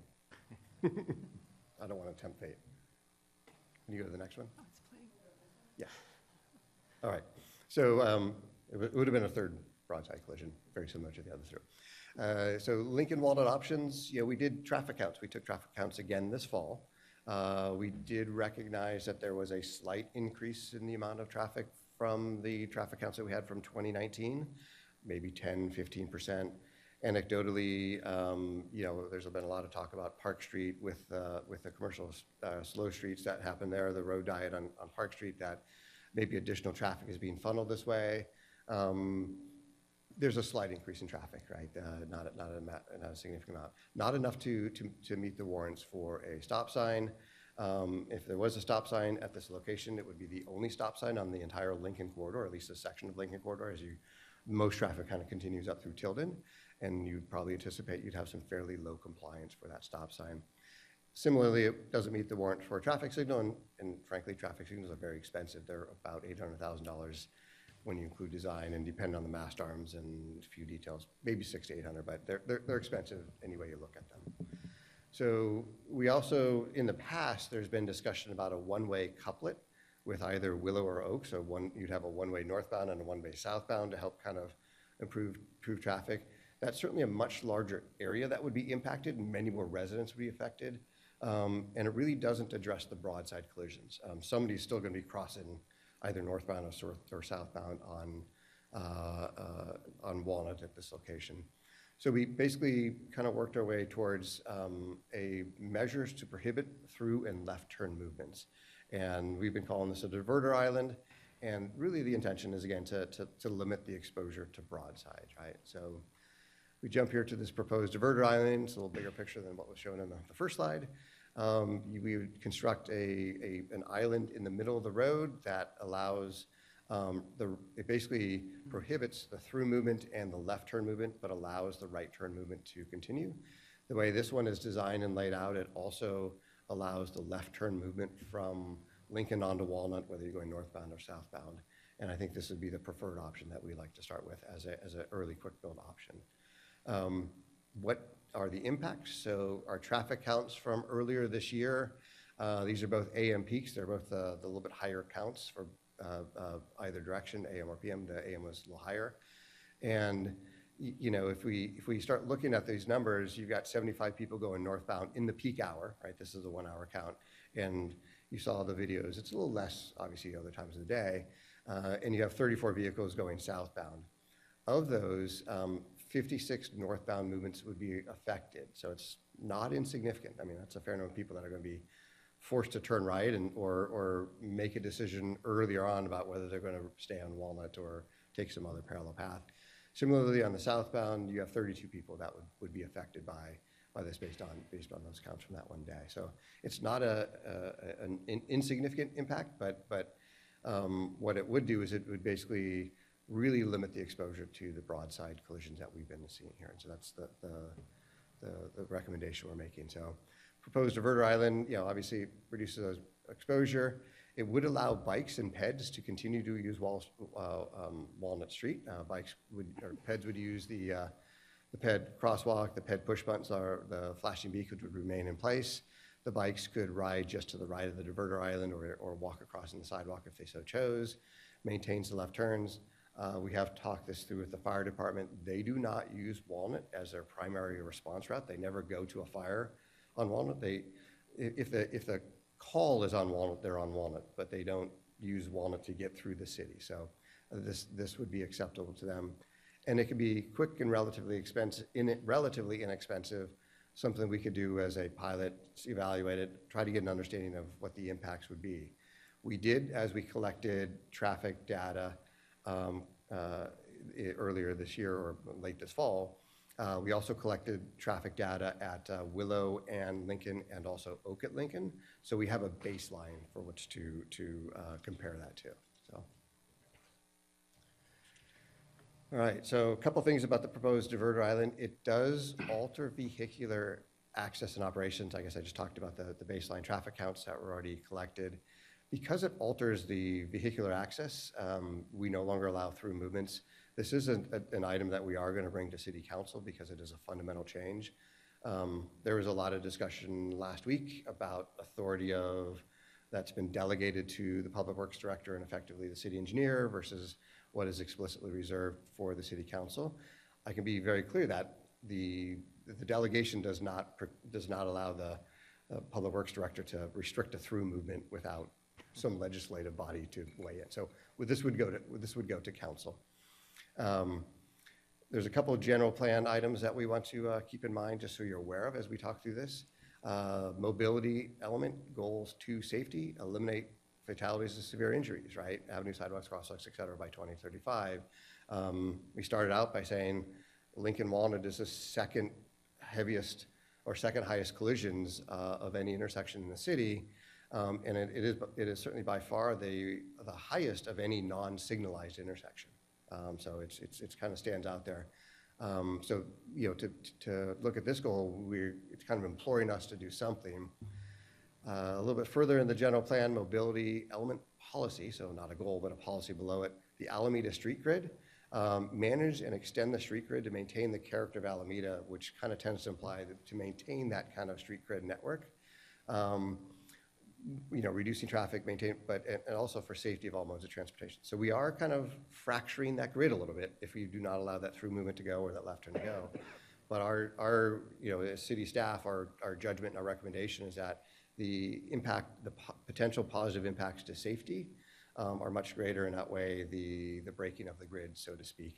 And it's our recommendation to bring this forward as a quick build. And as a quick build, we can, again, evaluate the data, and if need be, we can go back to its previous configuration as well. So bringing this to commission, hear the presentation, provide feedback, recommend any alternatives you may have as appropriate. This is, as I kind of said before, we thought we had this figured out in 2020, and it turns out maybe we didn't, and it's still a challenging intersection. So open to hear suggestions and thoughts. And then ultimately, we would love for you guys to endorse this to go forward to City Council as appropriate. Available for any questions. Any clarifying questions, questions of fact about the presentation? I have a clarifying question. Lisa Foster, you have a clarifying question. It was agendized as review and discuss. Are you looking for an action from the commission? An action would be desired, yes. I know it was agendized as review and discuss. It's relatively late that, based on last week's kind of McCartney discussions, that we decided that this should definitely go to City Council. So sorry, the request is for us to recommend this to the council?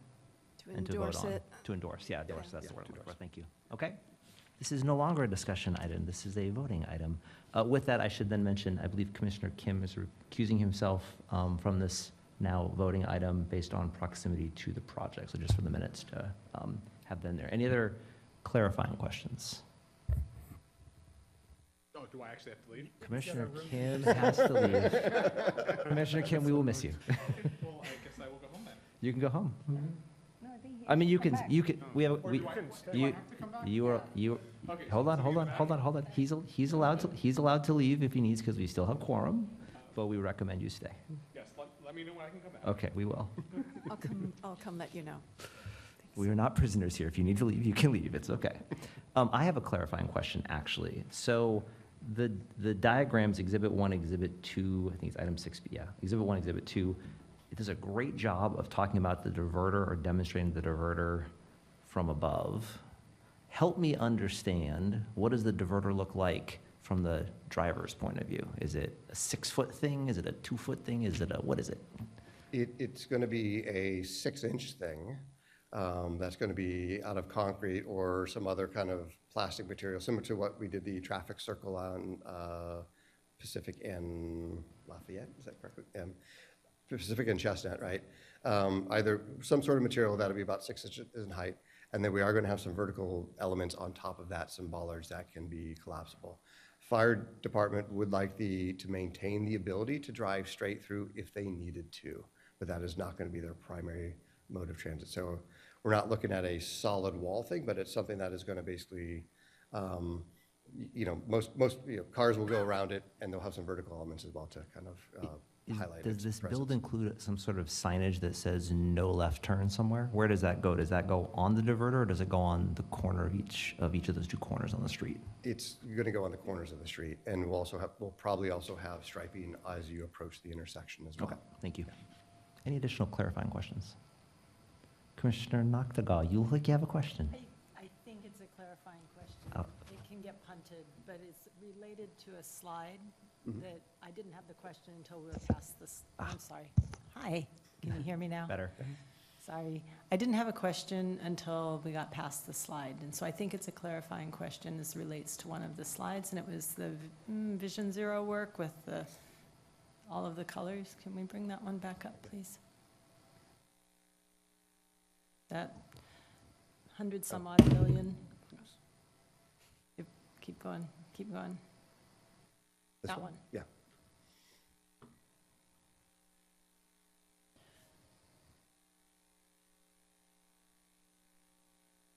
Is the blue in the middle in design Lincoln? Lincoln Marshall Pacific, yes. Okay. So it is part of this intersection is included in that project? Yes, that is correct. Okay. And at the moment, we are looking at the same design team that is looking at the larger corridor, is helping out in this intersection as a method to advance some potential kind of things that we can implement now, evaluate how they function, and then incorporate into the larger project as appropriate. Okay, so it's not that it would be built now and then rebuilt again necessarily. It could potentially be integrated in. There's a slight offset in the center line, so there will be some work that has to be redone. That's unavoidable, unfortunately. But what it does for us is nothing else, and what you can almost think about it as a pilot project. You know, it's a quick build item that we can get out there quickly and understand how it functions, how well it works. Hopefully have a year, perhaps even 2 years worth of data to kind of get a sense of are we getting the desired impact, and then, you know, incorporate it permanently into the larger project, or look at, again, other alternatives for the intersection. Okay, thank you. I have another question, but I can Please. wait on it. No, I can wait on it. Cool. Any other clarifying questions? Questions of that? Commissioner Drew, go ahead. Well, thank you for the data dump. This is fascinating. I won't ask about it, but I just want to thank for the thorough Vision Zero update. I did want to just understand a little bit more about the potential procurement and construction process, because in hindsight, it looks like that last project took a really long time. Don't want to open it up for discussion, but the 30K number you're bringing up here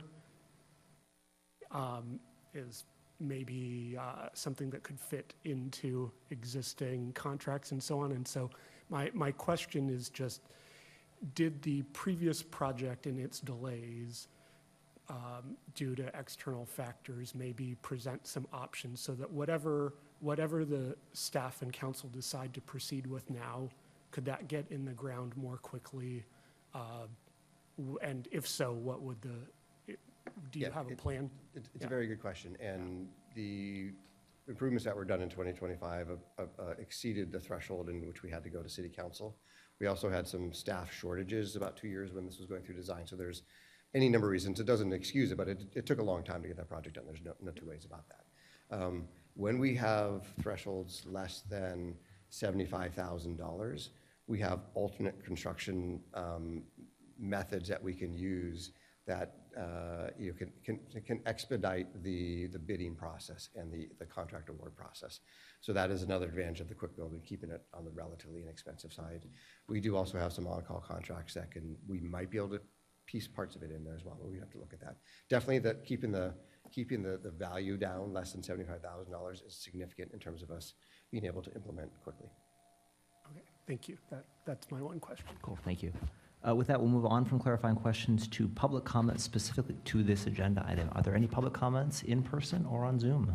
Yes, so far we have 3 in person and 2 on Zoom. Let's go to in person. First, we have Bill Weiland.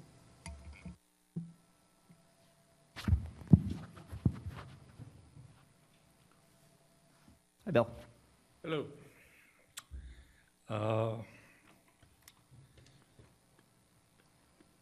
Transportation Commission members and Alameda City staff, my name is Bill Nyland, and I'm here to ask you to approve the proposed diverter islands at Lincoln and Walnut, which is the item that we're all been talking about for the last 20 minutes.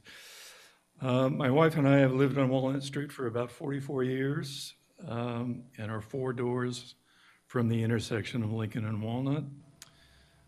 I was also going to point out that my kids used to play on Walnut Street when they were small. I wouldn't recommend that now, just because it's become kind of a speed center, and the traffic is way too busy to do that. But points made that there have been a lot of changes since we've lived on this street. As you may know, the neighborhood is within blocks of many daycares, Alameda High School, Love Elementary, and is where a young woman was struck in the crosswalk on September 24th, 2019 by an auto that was traveling east towards City Hall, and a pedestrian crossing Lincoln was killed in an accident on June 27th, 2021.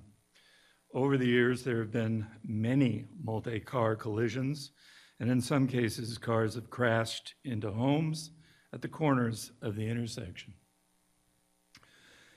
We have very much appreciated the time and attention that the Transportation Commission, city staff, and city council members, both past and present, have spent consulting with us about the safety concerns at the intersection over the years, especially the flashing lights for pedestrians installed at the intersection recently.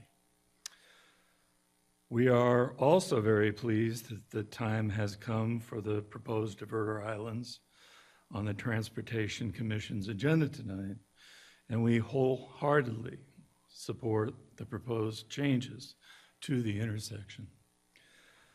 According to my records, there were 7 collisions at Lincoln and Walnut in 2025. Those were on January 3rd, a hit and run on February 22nd, the crash that ran over a fire hydrant and ran into the fence of a neighbor's home on June 26th, a 2-car crash on July 10th, a 2-car collision on November 2nd, a crash on November 7th, and a 2-car collision where multiple police, fire, and ambulances came to the scene because of injuries on December 5th. In that case, at least one driver was taken away by ambulance. Thank you for your comments. Really? Unfortunately, your 3 minutes are up. Okay. Thank you.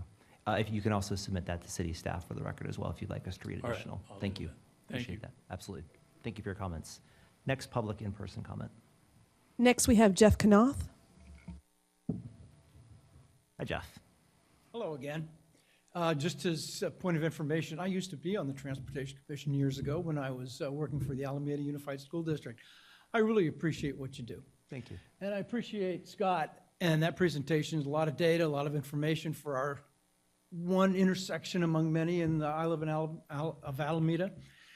I'm here to advocate for this diverter. And I'll tell you why. I live on that corner, and my living room looks out onto that intersection. I've got a ringside seat to the carnage. I've had one car totaled. Recently, a car went through my fence this close to going into my house. Took 4 months to get the money to repair the fence. I've lost a brick wall. Every single corner, every single house on a corner has had a car run into it.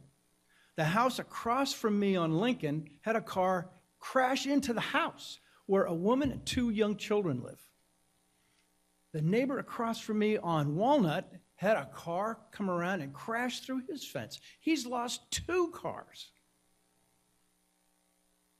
I'm a witness, a personal witness to this. I'm terrified to back out of my driveway. This is an experiment that needs to happen. It will impact other streets, but it has to be tried. They've tried a number of things. I really appreciate what the city has done to restripe twice. It hasn't worked. I spoke earlier tonight about speed. People go down Lincoln at 45 miles an hour regularly. Please, I really encourage you to pass this. I want it to go to the city council. I want to see it done. It's not expensive, and it's an experiment. We deserve to try this. Thank you. Thank you for your comments. Next in-person speaker, please. Next, we have Jim Strelo. Hi, Jim. The statistics do not surprise me at all. The city doesn't get it. The engineer doesn't get it. You're punishing good drivers for the results of bad drivers. You actually saw at least 2 incidents where it was the driver, going down Walnut, violating the traffic code and stuff. I'm dressed in black right now. I often see people crossing Walnut dressed in black, don't push the button to cross, to say I'm here. They don't wear anything nothing white or, glow to be able to be seen. People cause these accidents, and you're spending money to try to fix a problem that is a social engineering problem.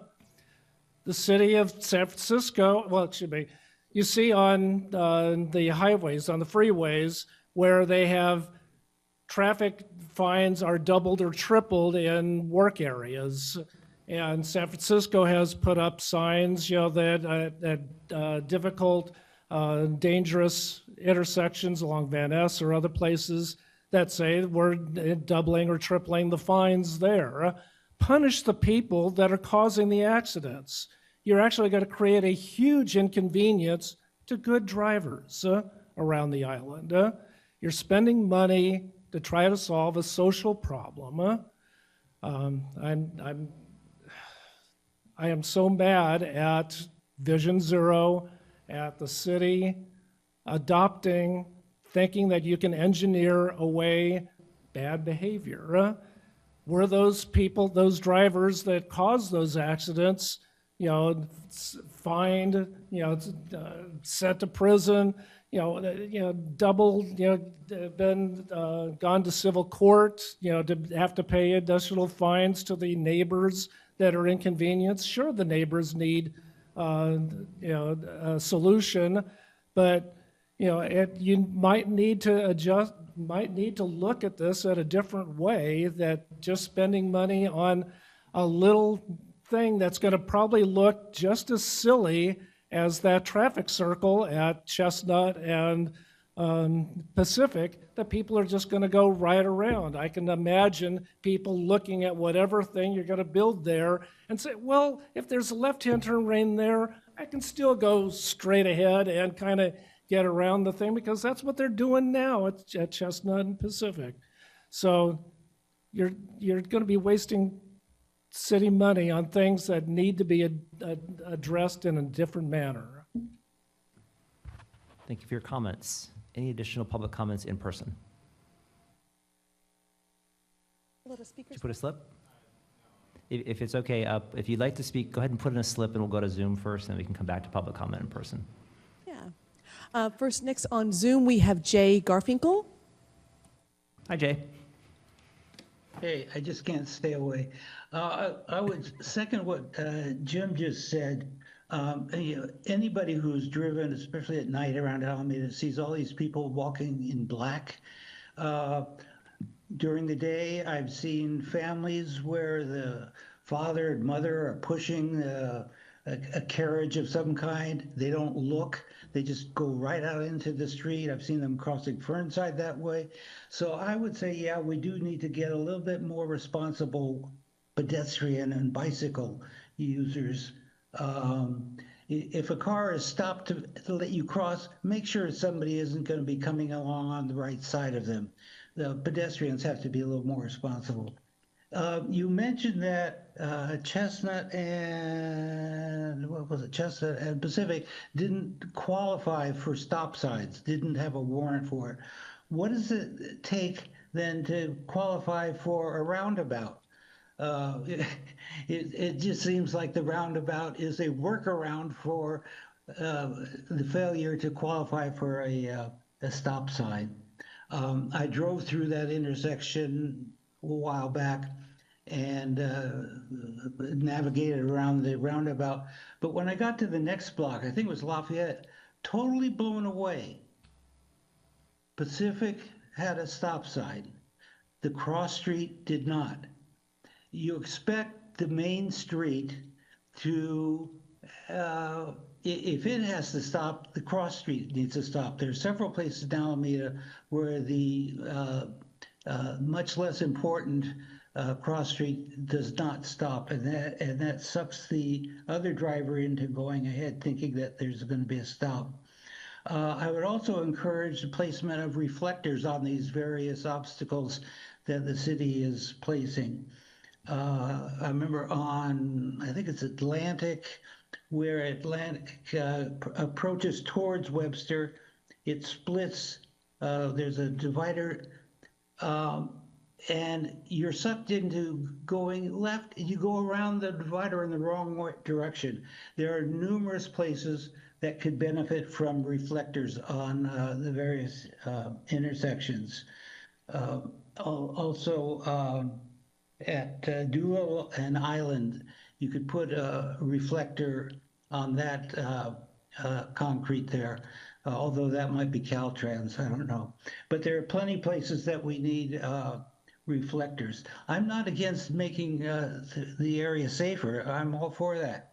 I note, though, that if you have 3 accidents one year and 2 the next, that is not a statistically significant decrease. I would ask for a statistical analysis of these numbers. Thank you for your comments. Any additional public comment online? Yes, one more comment online. Christian Kazakov. Hi, Christian. Oh, here we go. Any luck with Christian?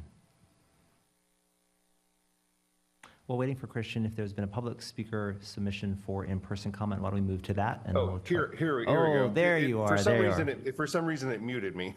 I hear you. Anyway, all you. I have I'm one of the homes on the corner there, and I've been here about 20 years, and I have seen a lot more accidents in the last 5 or 10 years than I have from the previous 10 before that. I have had my house hit by a car, but driving through the intersection very fast, and I like the idea of this experiment of the media or the island in the middle of the intersection. I would also like to see a little bit more visibility, and to comment on a couple of the other guys that were up there earlier. Speed is a major factor. I think pedestrians are also a major factor of just not being aware that the intersection can be lit up. But the idea of it being kind of an experiment to see if this can work, I think is worth the time to do that. And that's all I have to say. Thank you. Thank you for your comments. Any additional online comment? We have no more online, and our last in-person speaker is Tyler Yeager. Hi, Tyler. Sorry about that. First time here, and I was not familiar with the process. We welcome you. Thank you. Well, good to be here. I guess first and foremost, I want to say thank you all, Commission and Chair, for being here today, taking questions and looking at these sort of issues that are on so many residents' minds. I myself have been a resident of Alameda for about 5 years now, 5 years come May, and I'm currently working for Caltrans as employee engagement, so a little bit different. I'll try to keep this short and simple. I'm not too familiar with the issue on Lincoln and Walnut, but it sounds like it's been a pretty large problem for quite some time. Kind of looking at some of the different solutions, it reminded me of a problem that my own hometown back in Arkansas faced. We had a main thoroughfare that was constantly plagued with side swipes, T-bones, different things. And they implemented various solutions, brighter lights, different sort of crossing lights. They even put an island in the middle, and all that served to do was as a ramp to distracted drivers. I'm not saying that it doesn't work, but a solution that worked for my hometown was actually removing said island, and they implemented kind of speed bumps and rumble strips on the kind of main cause of the roads. For instance, if they were finding that most of the T-bones were happening to cars driving on the highway, they decided to put kind of segmented speed bumps leading up on the perpendicular road. That way it brought attention back to the drivers as they were coming up to that intersection, making them more aware that, hey, this is an intersection I should be mindful of. And to my knowledge, it sharply reduced the amount of accidents at said intersection, and it was a much more cost-effective solution. That's really all I've got on my end. Thank you for your time. Thank you. We hope to see you again. Any additional public comments? We have no more public comments. Having no more public comments, let's move on to commission discussion and questions. Do any commissioners have a discussion or questions? Commissioner Gloin, take it away. Jamie. Thank you. Thank you, City Engineer, for the very thorough, detailed presentation. That was very helpful. I have a couple of thoughts on this. The first thought is, obviously, we are very keen to reduce the collisions at this intersection. this treatment that we are considering seems to me very unusual, which is not to say that it's necessarily wrong, but because it's very unusual, I wonder if people are going to be confused by it at first, until they, develop new habits and new routes to get around. And I wonder how many of them might try to drive around it initially, if they're not familiar with how it's supposed to work. So that's one thought. The second thought I have is we watched a video of one of the collisions in which a vehicle looked like it was going south, I think, on Walnut, tried to cross and was hit by a vehicle that was traveling east on Lincoln. When the vehicle traveling south was at the stop and pulled out, it should have been able to see that there was a vehicle traveling east on Lincoln, and it should not have pulled out, which made me wonder, and I just looked, if you're driving down Walnut, when you cross over Buena Vista, there's a four-way stop. When you cross over Pacific, it's Pacific that has the stop, and you can continue. And then, of course, when you reach Lincoln, it's Walnut that has to stop. And I noticed this when I travel here along Pacific. The way that stop signs work, it's not super obvious unless you're really paying attention which ones are two-way stops and which ones are all-way or four-way stops. And that means that when you reach the stop, you have to think, is the other direction, do they have a stop as well?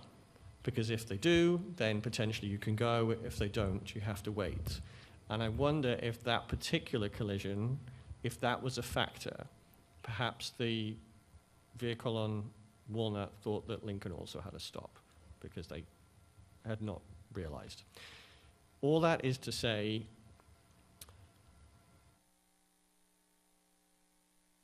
to the extent that we can improve signage for these kinds of intersections, I think there is potentially a lot of benefit in that. At the risk of Chair Whitesey telling me I'm going off topic, maybe this is a broader issue in the city. I shall stop there. Okay. But yeah, as I say, I'm just thinking signage is important, and I wonder if that's a factor in this particular intersection. And I hope we can improve the signage to make that much more obvious what people are supposed to be doing. That is all. Let me follow up on your question, your comment.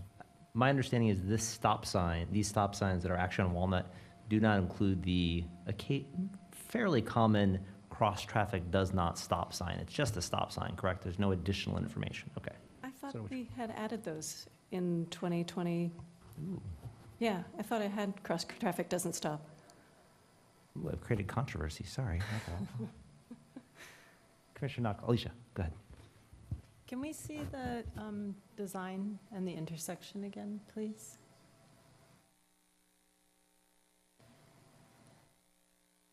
So, I mean, I will agree. I know that this has been a problem intersection for a long time. It needs help, and I'm open to incremental improvement for sure. And I think that there's the opportunity here for incremental improvement and potentially folding it into this other Which slide do you bigger need? project. Which slide do you need? Sorry. The one that shows the design from overhead. Yeah. Great. Thank you. Okay. So I understand it's not, it is incremental. It may or may not fold into the larger Lincoln project later. I'm interested in seeing improvements at this intersection. There's too many collisions. There's too many problems here. I let's do it right, however. So to Commissioner Goins' comment, it's an unusual one. Doing this is unusual. We don't want to end up with some of the odd problems we've had, for example, at Grand and Otis, where we have people trying to turn right from Otis into Grand in the bike lane because it's unusual and you can't see, drivers can't always see. So let's make it, if we're going to do this, let's do the best iteration of this that we can. So one of the questions that I had was, how tall is this? The bollards and, How tall is this island? Not that tall. Well, we don't want people driving over it. We don't. We want to make it as visible, and signage doesn't always work. So how are we going to make sure, is signage going to be enough? Is it going to be clear that people can't go forward, right? So it's thinking of these things to do the best version of this that the city can, with the money available. Also, looking at this people turning right from Walnut onto Lincoln, how visible are the oncoming cars going to be for them? Has there been enough daylighting of the intersection there? Because we don't want to make something worse with collisions there because of lack of visibility. So these are some of the concerns I have. I'm not against this, but I do want to make sure that whatever does go in, if it does, that it's the best version that it can be to properly divert traffic and not just make a nuisance. Can I also follow up on that question? Because something was said that I just want to be sure I understand. So the diverter is 6 inches tall. It's a piece of concrete, but then I thought it was said that bollards will be placed on it on top. And so bollards are 2 feet tall, 2.5 feet tall, something like that. The ubiquitous white bollards are the one we're talking about, correct? Is the entire diverter covered with bollards, or is there space? I'm going to go somewhere later with a question. Is there space on there for a pedestrian? I want to know how close the bollards are. What's the plan? I want to know what's going to happen with this 6-inch tall thing. We have not gotten to that full level of design. Part of the reason you put the bollards up there is they have reflective elements on them as well. So at nighttime, that they'll reflect off the car headlights. Presumption is that they'll be probably 2 feet apart on center. You've probably got about a 24-foot or 20 to 30-foot width there. So yeah, you'll have enough bollards that is highly visible. Elisa, did you feel like your question got addressed? Keep going. I'm going to have a follow-up question Please. as relates to that, but only if you're done. No, all you. Okay, so are those bollards tall enough that they're going to obscure pedestrians? So when a pedestrian is crossing, are they going to be obscured and not visible from oncoming We traffic? would almost certainly be using the shorter, what we call the K71 bollards. They're about 2 feet tall. Okay. So yeah. Another concern though, right? When we're Correct, looking correct. at safety, Yeah, it's safety for all modes. Yeah, one of the, when you start thinking about sight distance and stuff like that, you typically look at, I believe it's 36 to 42 inches, one of the two up there. We will definitely be below that, so you can see over the top of these things. Okay, thank you. Commissioner Susan Servana, go ahead.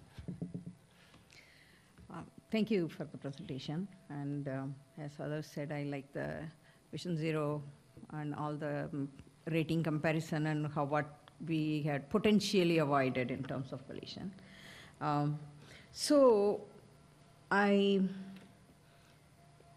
We have this proposed potential solution for a problem, very pronounced problem.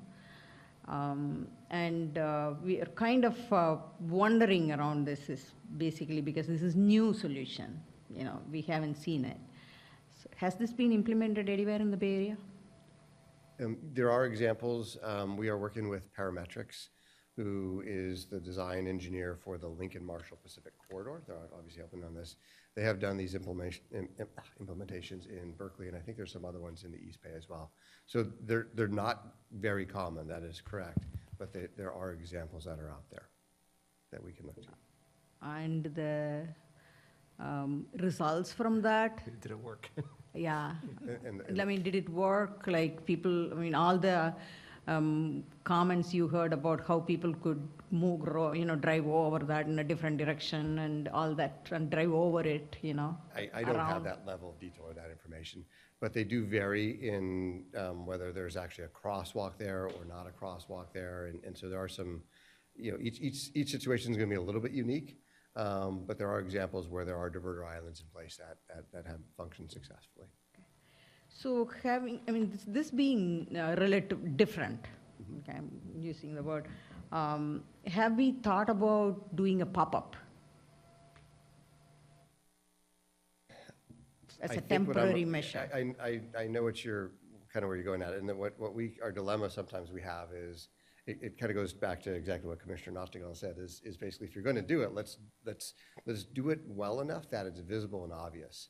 Are you, when you say pop-up, you're talking about doing it for like a week or something like that? Have it for without any concrete work on the ground, just a temporary markup, and then keep the bollards for about a week or a couple of days, and then you observe how the traffic is behaving. We haven't really considered that. What I'm afraid of is that it's not going to be a long enough period of time to, what you be getting at is public acceptance, but you're not necessarily going to be getting at, is it effective in reducing the collisions in that short of a time period? I think that's our concern. And there's sometimes we need to do pop-ups. If we start putting in, there was discussion at City Council a little while back about Gibbons Drive and Northwood Southwood and possibly getting a roundabout in there. That might be a case where we put a roundabout there as a pop-up, because that will get people to potentially to kind of get used to the idea of it. And how do they like the idea of a roundabout? I think for pop-up in this case, it would be up there for a week or two. People might get used to it, then they would be gone. And I think we're leaning more towards doing something that's a little more permanent as a pilot, but something that's still relatively inexpensive in terms of all the different options that are out there. I like the word pilot. Yeah. Okay, and because we don't know what the unintended consequence may be, right? So. Correct, but okay. I'm still, I'm hearing what Commissioner Nottingham said is that, we want to make sure that as you approach this intersection, there's adequate striping, that someone goes up the intersection, they know that they're not allowed to go through or left, that it's a right turn only. So we have the appropriate signage on the ground, we have the appropriate signage in place to get that level in there. Now, granted, it is a little bit of a cost, but considering the number of collisions at this intersection, I think it's a small cost considered the impacts that it's had on people who are in collisions and the neighbors at large. So, yes, a pilot, and the way to think about the pilot and the duration of the pilot is we do have the larger Lincoln Marshall Pacific Corridor project coming on the heels, and that would be the time to either go all in with a full implementation or consider something else. Okay, thank you. Thank you. Good questions. Thank you, Vice Chair. Additional questions or comments? How long would the pilot be? At this point, we have not really set a time frame on it. We're going to do for 6 months and then remove it. Our intention is to get it installed, to collect some traffic data, probably 2-3 months after installation when people are fully accustomed to what it is. It's going to take a little time. I think one of the callers basically said that, one collision less 1 year is not statistically significant. You kind of have a little bit of time. But I think we'll get a sense of what the public appetite is for it. We'll get some indication of what the diverted traffic is to the adjoining intersections. I would look at the pilot being from when we get it installed, presumably and hopefully this summer, until when we have the Lincoln Marshall Pacific project come through. And at that point is when we make a decision. Does it stay and be made permanent, or do we look at some alternative? So perhaps a year to year and a half. Once we get that information from the pilot, do we go back to the community, to the people like gentlemen living in the neighborhood for 40 years and saying, this is what we have, this is how we're going to move forward in terms of like doing outreach? We haven't gone through that level. It's a very good question. We could come back to, it's always easy to go back to the immediate community members, but we can also come back to this body if that would be your desire. We could certainly come back and kind of, present several months later after we have traffic counts, and we can, certainly reach out and do the same noticing to the community and invite them to to come to this forum as well. Okay. Thank you, Commissioner Johnson. Additional comments, questions? Drew, go ahead. Oh, I guess I missed first name basis this evening. Thank you, Chair Scott. Well, I know I'm going last. Thank you to the public commenters here. Also, I just want to say, I think staff did a really useful presentation, just the granular detail videos. It's helpful to see if that's possible in the future. I think that would help with our discussions. What I'm hearing, and I'm kind of agreeing with a couple of the other voices here on the commission tonight, is I think staff and the public and just the track record establish a very good case to take to council to remove some auto movements through this intersection. I think everyone knows that that's a move that affects the whole transportation grid, and it shouldn't be made lightly, and it shouldn't be overdone. Like I did for a while live in Berkeley, where those diverters, if they match with where you live and where you're going, they're lovely, but it's a zero sum. It's zero sum. So, but like super selective use, like I think staff and the members of the public and just, the headlines too, like the headline from 2019 or 2020 of the 6-month-olds in their bedroom, like I think that makes the case for removing some auto turn movements here. I would like to hear maybe, Scott, if you could speak more to, like, this proposed solution doesn't seem to do much for pedestrians. And I'm curious to hear what options you could share with us that would either give pedestrians refuge in the middle or reduce the crossing distance. I'm sure there are lots of constraints, but the pedestrians hit in the middle and the fellow killed. We know there are other factors there. This project is not going to solve, drunk driving, but we need to add in layers when possible. And could this, I think the layers being proposed here get at the broadside issue. So I'm curious to hear if you could maybe talk us through some options that could maybe benefit pedestrians simultaneously. Yeah, that's a fair question to bring up. And, in 2025, adding in the flashing beacons is a substantive improvement, and that's relatively new.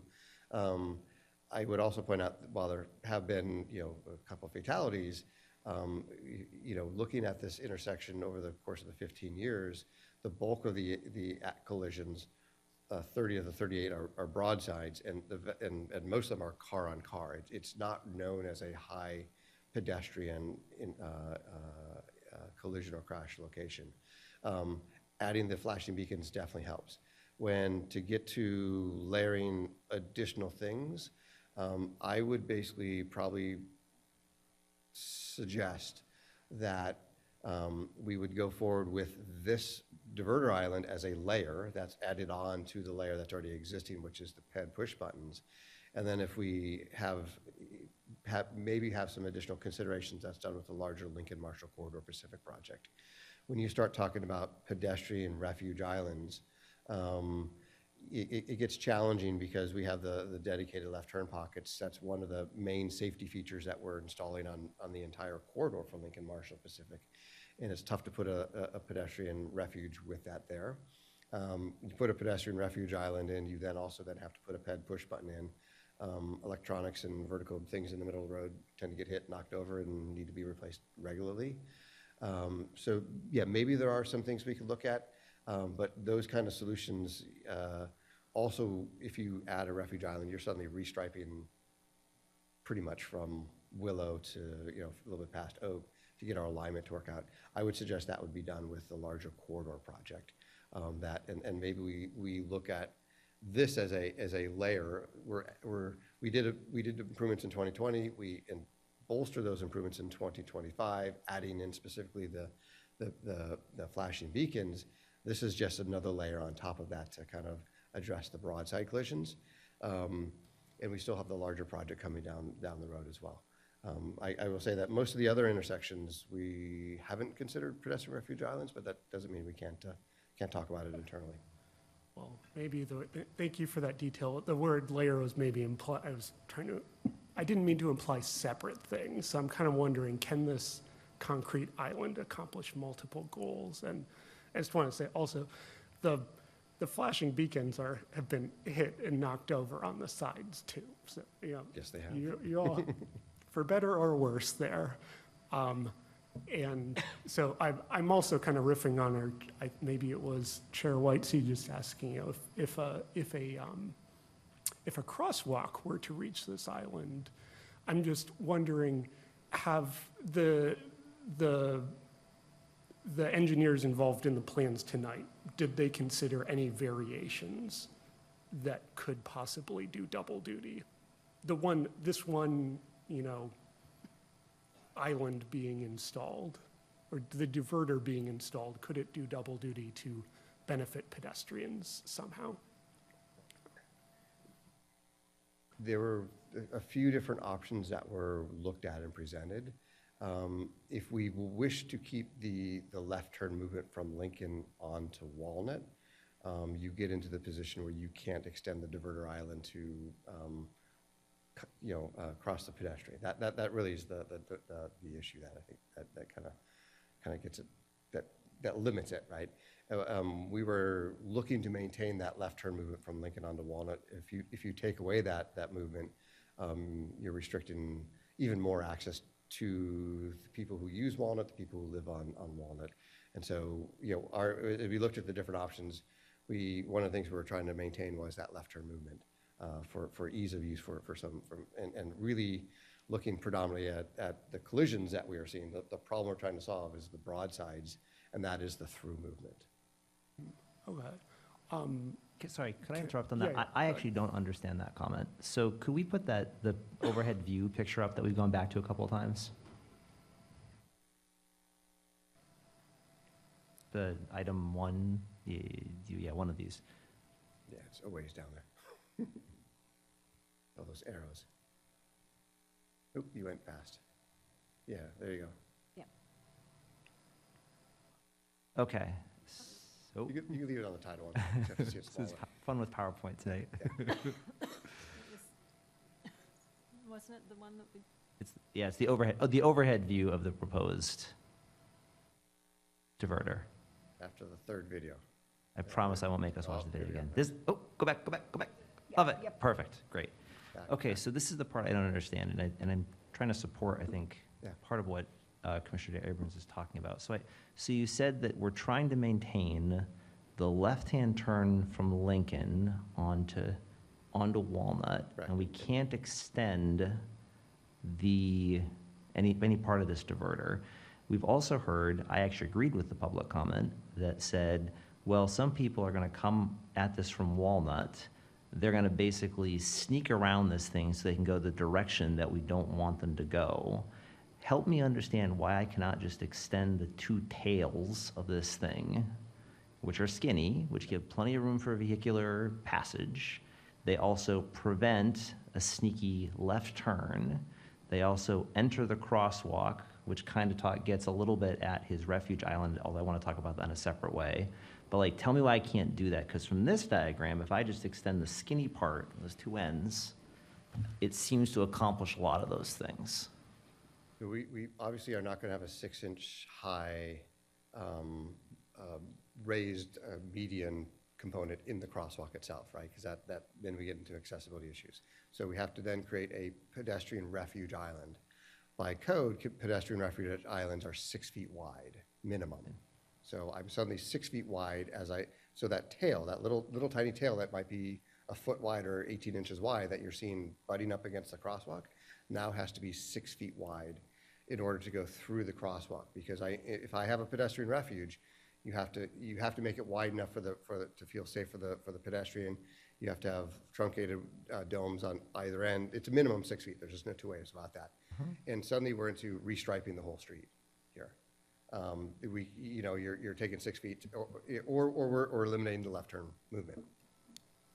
And so if we wish to keep the left turn movement, it's a choice.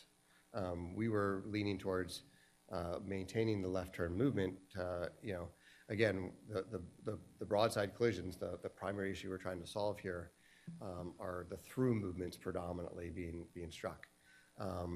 To add the refuge island, you would functionally have to eliminate the left turn pocket here, or restripe a substantial distance on both sides to accommodate that. Okay. And Sorry. that's well outside of our, quick Mandate, build, quick build. pilot, $75,000 or less, let's go quick on it. It's a bigger, it starts unraveling, it's a bigger project. Commissioner Dare Abrams, thank you for letting me piggyback on your question. Back to you, please. No, I appreciate it, because I hope I'm echoing some thoughts here and wonder here, and I will, and I also appreciate the kind of conflicting goals here of like keep it small, keep it targeted, keep it achievable. At the same time, this is at least the third time the city's addressing this place, and so just from a high-level strategic perspective, this would seem to call for a larger response and to effectively address the issue. Yes, we're dealing with a societal issue here. We're dealing with people looking at their phones, people drinking, people speeding, but concrete is the tools available to us. So if I know this I'm curious to know in terms of directionality if the city considered closing one of the left turn pockets, which could accomplish more overall for the safety of this intersection.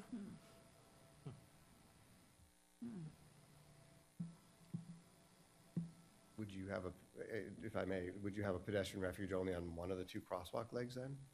If you closed only one of the left turn pockets? Perhaps. I know I'm asking this as a non-expert, but I'm hearing thoughts that are. We haven't looked at the traffic counts data. We were looking predominantly at the Walnut Street movement. We do have the traffic count data, but I don't have it immediately in front of me to look at what the opposite directions are. Okay. And I will, if I may, for some of the other commissioners, I'm curious to hear thoughts. I'd like to consider making a motion that would endorse the overall approach here, but would maybe give staff some direction to do some research into options here, because I think we've raised some questions that could be addressed by making with the solution, but making it bigger. And maybe that does mean opening the question of removing a left turn pocket, but it sounds like there would be questions that would need to be answered in advance to even address whether that's relevant. So. Correct, including reaching out to fire department for their emergency response as well. Too. Okay, understood. So, yeah.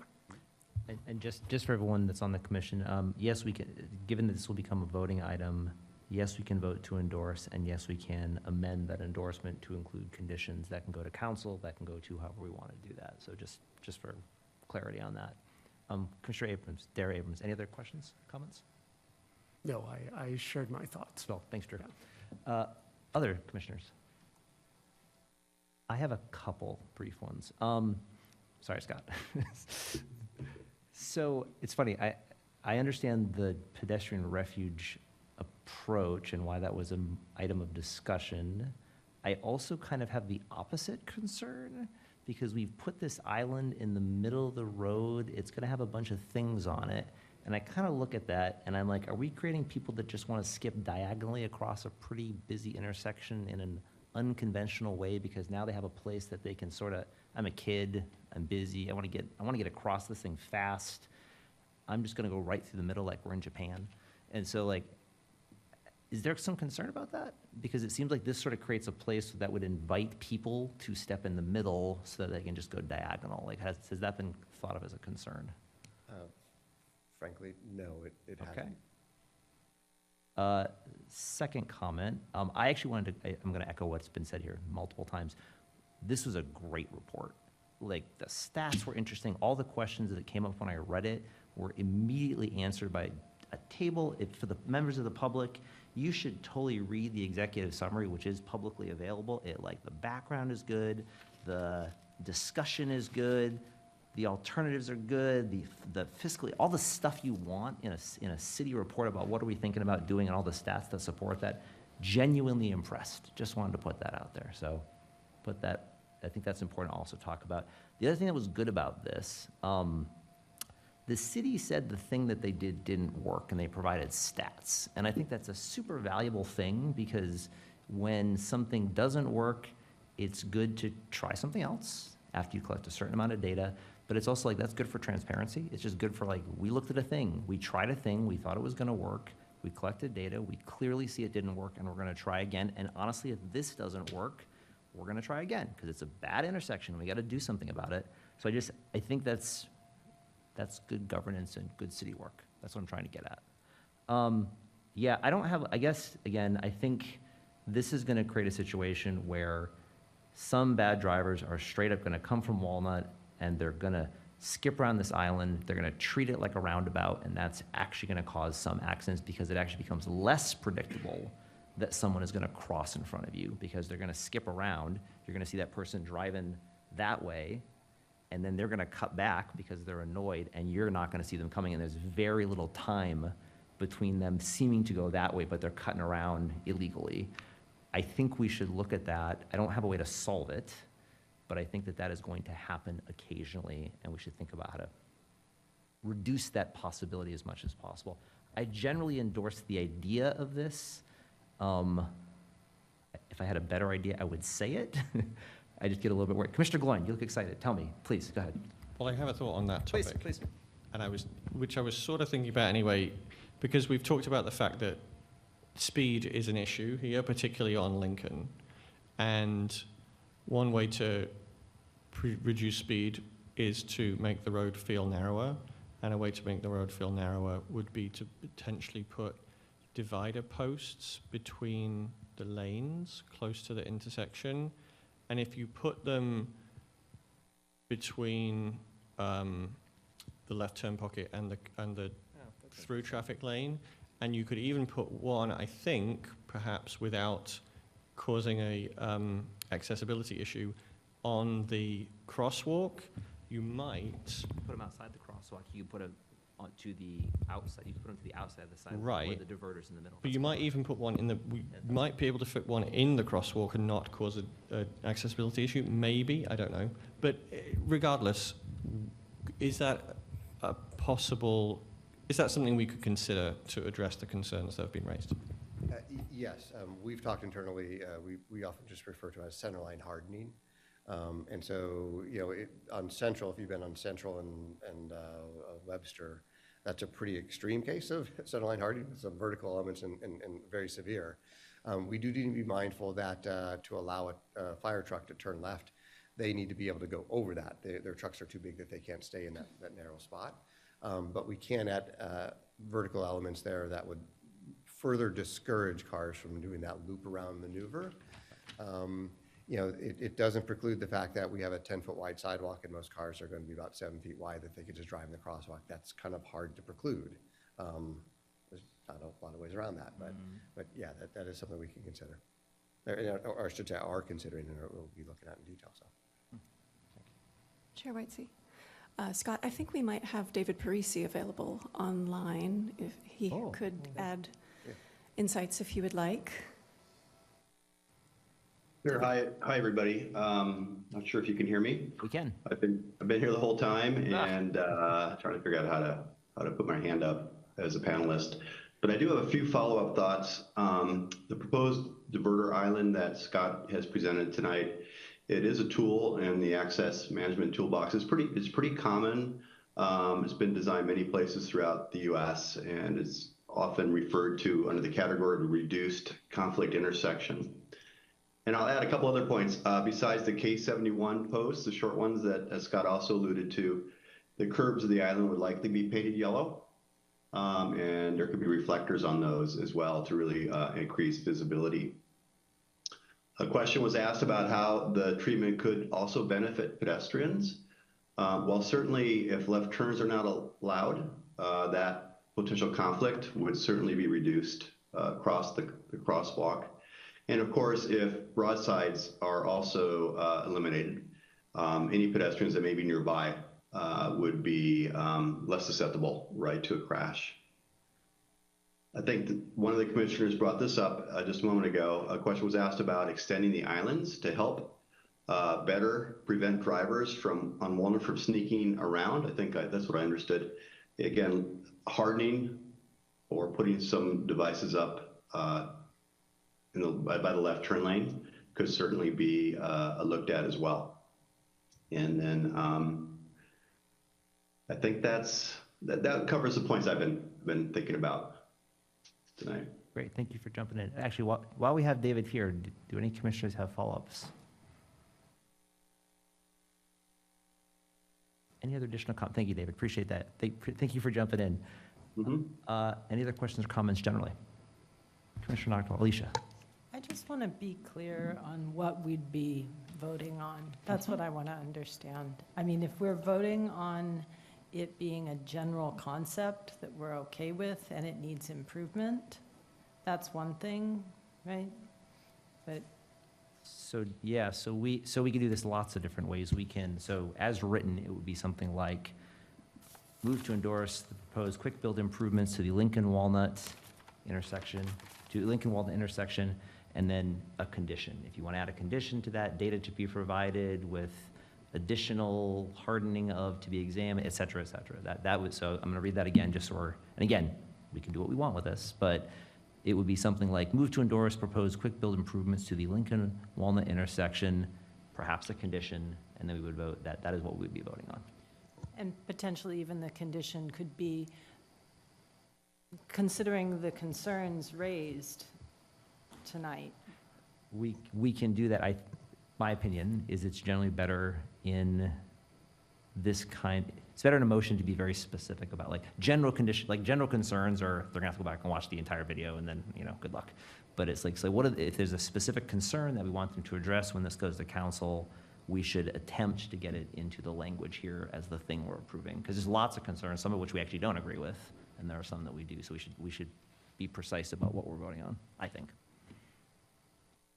Are there conditions we want to add to this, or just move not to endorse it? We can do that too. Move to endorse as a pilot, and the data collected be presented to us in terms of how it is performing after 3 months or 6 months. So, I'm thinking aloud and also proposing. So. Yeah, no, that's great. That came up actually as when we were talking about pilots and the time frame of this idea. I would ask for staff guidance on this. We want to see this again. We want to know what the data looks like. Is 3 months too short? Feels short. Is a year too long? Feels about right. Is 2 years way too long? Like, give us in your mind what a number would be if we want to see, did this work? There's two separate data points you could look at. One would be traffic diversion. We would understand that within about 3 months, because the traffic would kind of resettle into a pattern and follow that pattern. If you're really trying to get at, are we making a significant improvement as it relates to collisions? The true answer is you need a fairly long time period, at least a year, right? And I think a year, I would ask for at least a year before we come back to say, have there been any collisions? As Mr. Nyland was saying, he had a record of 7 this last year. Statistically, this is something, a point that another caller made was, you got to be very careful about statistics between 1 year, very short data points. But to answer your question, if you're really looking at the traffic diversion, we could have that information within 3 months. If you're looking at the reduction in collisions, I would say we need at least a year to come back and that. So it's a bit of a question to the Transportation Commission. What kind of data would you like to see and what's most important here? That's good. So how do you feel about that? I mean, so one way you could do this is we could just, so 3 months from now, we could bring this back as traffic diversion data. And then we're going to have that discussion here when that data comes back. Then if we decide after that data is available, we could say, well, 9 months from now, to meet the guidance of, did this actually avoid accidents? That could be an additional motion we make in 3 months after we have that initial data. Does that sort of get at your concerns? Does that get us to a yes, I guess, as an endorsement? So I think the 3 months for traffic diversion is reasonable. And also, because only in the last 3 months we saw a lot of collisions, I mean, the broadside, right? So we can do a comparison, same, the next 3 months, okay, how is the behavior, right? Driver behavior. I think You have the videos, it's like the cameras around, or we have our neighbors over there, right? So they. Come back in 3 months. So there you go. So, I mean, if anybody is really, circumventing the whole thing and then going in the wrong direction and then worse broadside accident, so that's my thinking. Okay. So. That's fine. We can look at traffic diversion rates and see if there's an accident rate and then decide if 3 months is sufficient data to feel good about it, or if it's changed. May not, but that's fine. We can look at it. Does anyone else have anything that, I'm trying to wordsmith this here. Does anyone else have something they want to add without, we don't want to write a book. We want to write a discrete thing here. So Go ahead. Targeted. Commissioner Gordon. I was going to propose that we endorse the proposal with the condition, the specific condition that staff consider lane hardening, or whatever words we want to use, to take into consideration our concerns around traffic going around the diverter. So, Or something like that. Go ahead. Commissioner Noctigal. and I feel like that's one of the concerns that was raised, but there were other concerns that were raised, and maybe we won't get to include all of them. And so that's why I was going for the concerns, the general concerns that were raised, because there was improved signage, there was making sure there was visibility, right? There's the safety-related concerns that can't be impacted by this change. I guess where I get, sorry, I'm not trying to be difficult, I'm just trying to get us to a discrete statement. I get a little worried that when we say we're endorsing this, but also we have a 55 minutes of concerns, which is the opposite of an endorsement.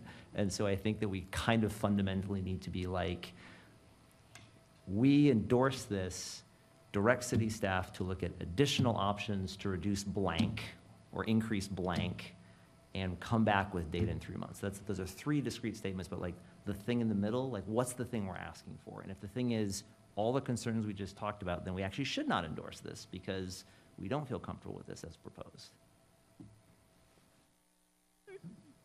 Commissioner Dave, sorry, Drew, go ahead. So I just to reiterate, I agree with I think we can endorse this plan in terms of it removing some auto movements through the intersection based on what we've been presented with. I agree with the way, sorry, are we on first names tonight? Commissioner Saravana is suggesting this is an opportunity to come back with comparison data, because we've been presented with a good amount tonight, and I leave it at your discretion to pick the time frame. I think Commissioner Jamie put on a finger on, I think, calling out center line hardening and some vertical elements. And I'd like to propose for consideration asking staff and consultants to evaluate before they take to council whether considering the left turns off of Lincoln, if that would open up additional design possibilities for their consideration and review before they take this to council, because it seems like, again, this needs to be a quick targeted project. At the same time, if this is going to take the full cycle of going up to council, I would like to propose that as a way for staff and consultants to internally consider some options, and at their discretion, bring something to council based on that. So you want additional, you want additional options to be examined that provide, give me a word, that provide hardening of, provide what? So I heard return with data as specified. Yep. Include centerline hardening, and staff consultant team evaluate options that include 1 or 2 left turn pocket removals, and at their discretion, bring designs to council based on that evaluation. Yeah. My opinion, to be continually difficult, I'm sorry, is that is asking for 6 things. That is asking for additional additional hardening of the center line, traffic diversion rate data, traffic accident data in 3 months, examine if we're getting rid of left turns or not, and provide additional options. And that is not necessarily an endorsement, that's a list. And so I guess what I would propose is something a little simpler, like, we all agree this is a pilot. I think that's the first thing that, like, we need to get to. And so if a pilot is just come back with traffic diversion and accident rate in 3 months, provide additional options for centerline hardening, then the city council has a much more discrete project that we actually looked at, the thing we did. And it's not saying, oh, and also come up with different ways that we might get rid of left turns, because then we didn't do our jobs looking at it first. That's our job. And then we should decide if we agree with getting rid of left turns or not. And then it should come back to us before we send it on. That's our commission job. So this is what I have. Endorse the recommendation including improved safety measures, and bring back the data after 3 months with the comprehensive data on comprehensive performance of the diverter or What are improved safety measures? Oh, all this what you said. So I didn't want to say that.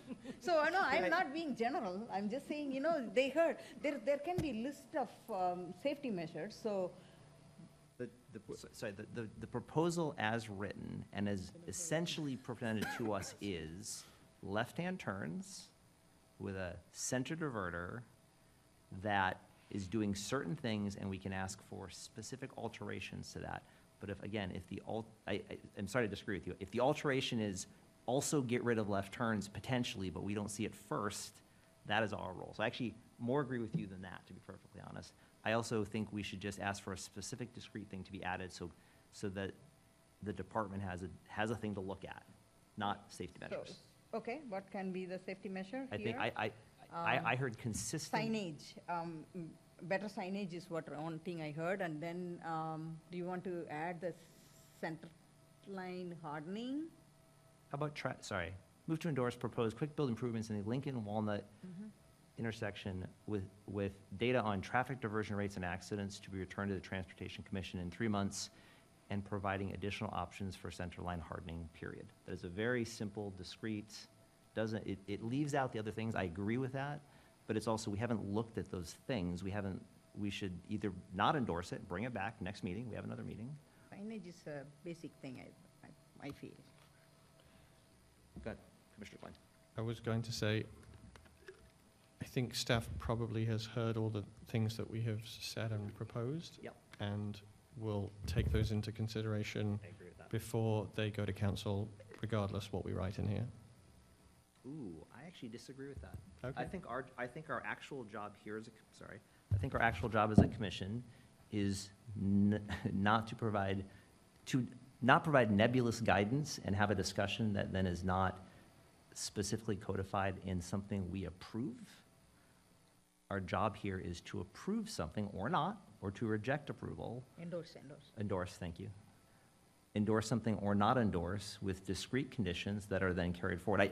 Listen, the department has a lot of work already, and we should give them specific things to work on, period, and not say, take this conversation, review it, come up with the 50 bullet points we just discussed here, and work on them in a way that fits back together. I don't agree with that approach, because it's our job is to give them a discrete approach. I'm sorry I'm being difficult tonight. I feel that that is part of our job.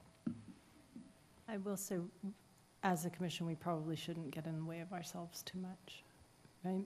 So if in general we agree that we want to endorse it, even if we only said we endorse it and want to see data later Great. and react to that data later, Love it. that moves it forward so that we can hopefully see what the success rate is and see some benefit. And if that benefit isn't realized, then react to it then. I think that's very well said. So things like centerline hardening and all the other options we talked about, that is something where, I agree with you, that is something where if the data indicates this is continuing to not work based on the initial data, then this commission should come back and say, well, what else can we do? Centerline hardening, killing left turns, et cetera. That's very well said, in my mind. So how about this? So let's simplify this down to the move to endorse proposed quick building improvements to the Lincoln Walnut intersection with data on traffic diversion rates and accidents to be returned to the Transportation Commission in 3 months, period. In 3 months after completion of the project. Lisa, you're telling us we're wrong. Tell us why. I just wanted to make sure that 3 months is you want to give such a detailed time frame, and it's so short that, collisions, like Scott said, you need more time to see a trend in collisions. I agree, but I also think that Commissioner Suthan-Thera's point is that if we suddenly see in 3 months how about this? We would not want you to withhold accident data, and so I think we're directing to see accident data, and if the answer is 0, which it probably will be given the shortness of the time frame, then great. But if suddenly in that 3 months, which we're looking at diversion rate anyway, that should be part of the reporting that we see. I just want to add, in terms of as staff and what we are able to do with the direction that we receive from you, I think, if you were to choose to endorse the staff recommendation plus a few stipulations or things you want us to explore, I think that's fine. We can work with that. It's still useful to us. It's not kind of an all or nothing thing. Is the laundry list good? Is that what we're asking for? What's that? Is the laundry list good? Do you want us to take the bullet points? I don't think you need to go into every detail, but something like, address, I don't want to put words in your mouth, I understand. but I have heard ideas around the table that I thought were workable that we could work with. I think returning with 3 months, after 3 months of data, I'm not sure how useful that is from what I understand of collision data. Would the 3 months of data at least address the traffic patterns? It would at least tell us if people were driving around the diverter and continuing straight up Walnut, I think. That's what I meant as a performance. So, yeah, And if they were not, and if they weren't driving around it, then the centerline hardening becomes less important for that issue at least. Can I ask a question to staff? Please. Okay. So how many months did we give for Gibbons? For Gibbons, we were going to do, what did we say, 6 months? 6 months pilot period. That's fine. Yeah, again, I'm just going off of what the initial suggestion was. 3 months, you might start to see something. I don't actually care what the number is. If we're comfortable with 6 months, great. I'm just trying to get to an agreement. I'm good for 6 months. Fine? Okay. Move to endorse, so I'm going to make a motion. The motion is to move to endorse the proposed quick build improvements to the Lincoln Walnut intersection with data on traffic diversion rates to be returned to the Transportation Commission in 6 months. I second. Is it traffic diversion and collision We can- rates? Traffic diversion income, so I'm going to read, so again, some of the reporting has been from staff. That's probably too short to actually see an accident issue. Again, this is part of your motion. Do you want accident rates in there as well, or just diversion rates? Both. Both? Okay. I'm going to revise my own motion to say, move to endorse proposed quick-build improvements to the Lincoln-Walnut intersection with data on traffic diversion rates and accidents to be returned to the Transportation Commission in 6 months. Do I have a second for that motion? Could I make a friendly amendment? You could try, sure. I think, Lisa, our staff do review accident reports on an annual basis. Is that correct? I'm just thinking, could that, Yes, with our Vision Zero Okay. annual performance metrics, we do in January. could this be just a little easier on staff's burden if that number were increased to 12 months? Do you want traffic diversion rates in 12 months also, or you want that? I don't, I'm just looking for, all I want to propose is a number that might make a little more efficient for the 9 month, whatever fits your annual number. Sorry, that's a great question. How easy is it for us to actually get traffic, specifically traffic diversion rates in 3 or 6 months? How much work is that? Very fair question, fair point. Yeah, and I was going to point out that 3 months or 6 months, either one is fine. I think 6 months, well, I'll come to that in a second. Getting the traffic diversion rate is a matter of going out and collecting traffic counts. Our biggest issue when we collect traffic counts is you want to do it while school's in session. So we have a couple months in summertime. If our 3 months is exactly in July, it's a little bit awkward, or August, we can work around that. We'll let you know, keep you informed. But it's easy to get the traffic counts to kind of do an estimate on the diversion. The collision data, again, it's one of those things statistically, you don't know, we have 3 very tight window here, we might go 3 months or 4 months with not a single accident in its current configuration. There's just natural variability. We can bring back the collision data that is available at the time that we come back, whether that's 3 months or 6 months. I would recommend 6 months because there'd be a little longer window period to collect that collision data. Now, is it going to be statistically significant? No, not necessarily, but it'll provide some indication. Commissioner Gloyn was talking about, people going around. I will say, quite frankly, and I'll be speaking to the neighbors afterwards, that, we will be asking them. They are going to be the ones that are going to be letting us know how this is going. We don't have a mechanism necessarily to count that. We don't have cameras sit at the intersection to look at that, to monitor that on a regular basis. But that is very important information to understand how successful this diverter island is going. And so we'd be looking to, the sources we have. And frankly, it's going to be the neighbors to help us out with that kind of thing. Helpful. Okay. Scratch that. I heard Scott say 6 months. I City heard engineer say 6 6 months months. too. So friendly amendment to the amended motion that's amended. Move to endorse proposed quick-build improvements to the Lincoln-Walnut intersection with data on traffic diversion rates and accidents to be returned to the Transportation Commission in 6 months after completion of the project. Fair? Good? As originally made, yeah. Do I have a second for that? As stated? Second. All in favor of the motion as written, which I will read one more time to avoid any confusion. Move to endorse proposed quick-build improvements to the Lincoln-Walnut intersection with data on traffic diversion rates and accidents to be returned to this Transportation Commission in 6 months after completion of project. All in favor of the motion, please say aye. Aye. Aye. Any Aye. opposed? Motion carries unanimously. That was You're welcome. Thank you for your patience. We appreciate it. We always agree, but we're trying to be thorough. All right. Let's move on. Let's move on to commission communications, item number 7. Any commission communication? Oh, sorry. Someone go rescue him, who I am sure he's like, what is happening out there? Because it's been a while, poor guy. I bet he's hungry. Someone get him a granola bar. Where is Scott?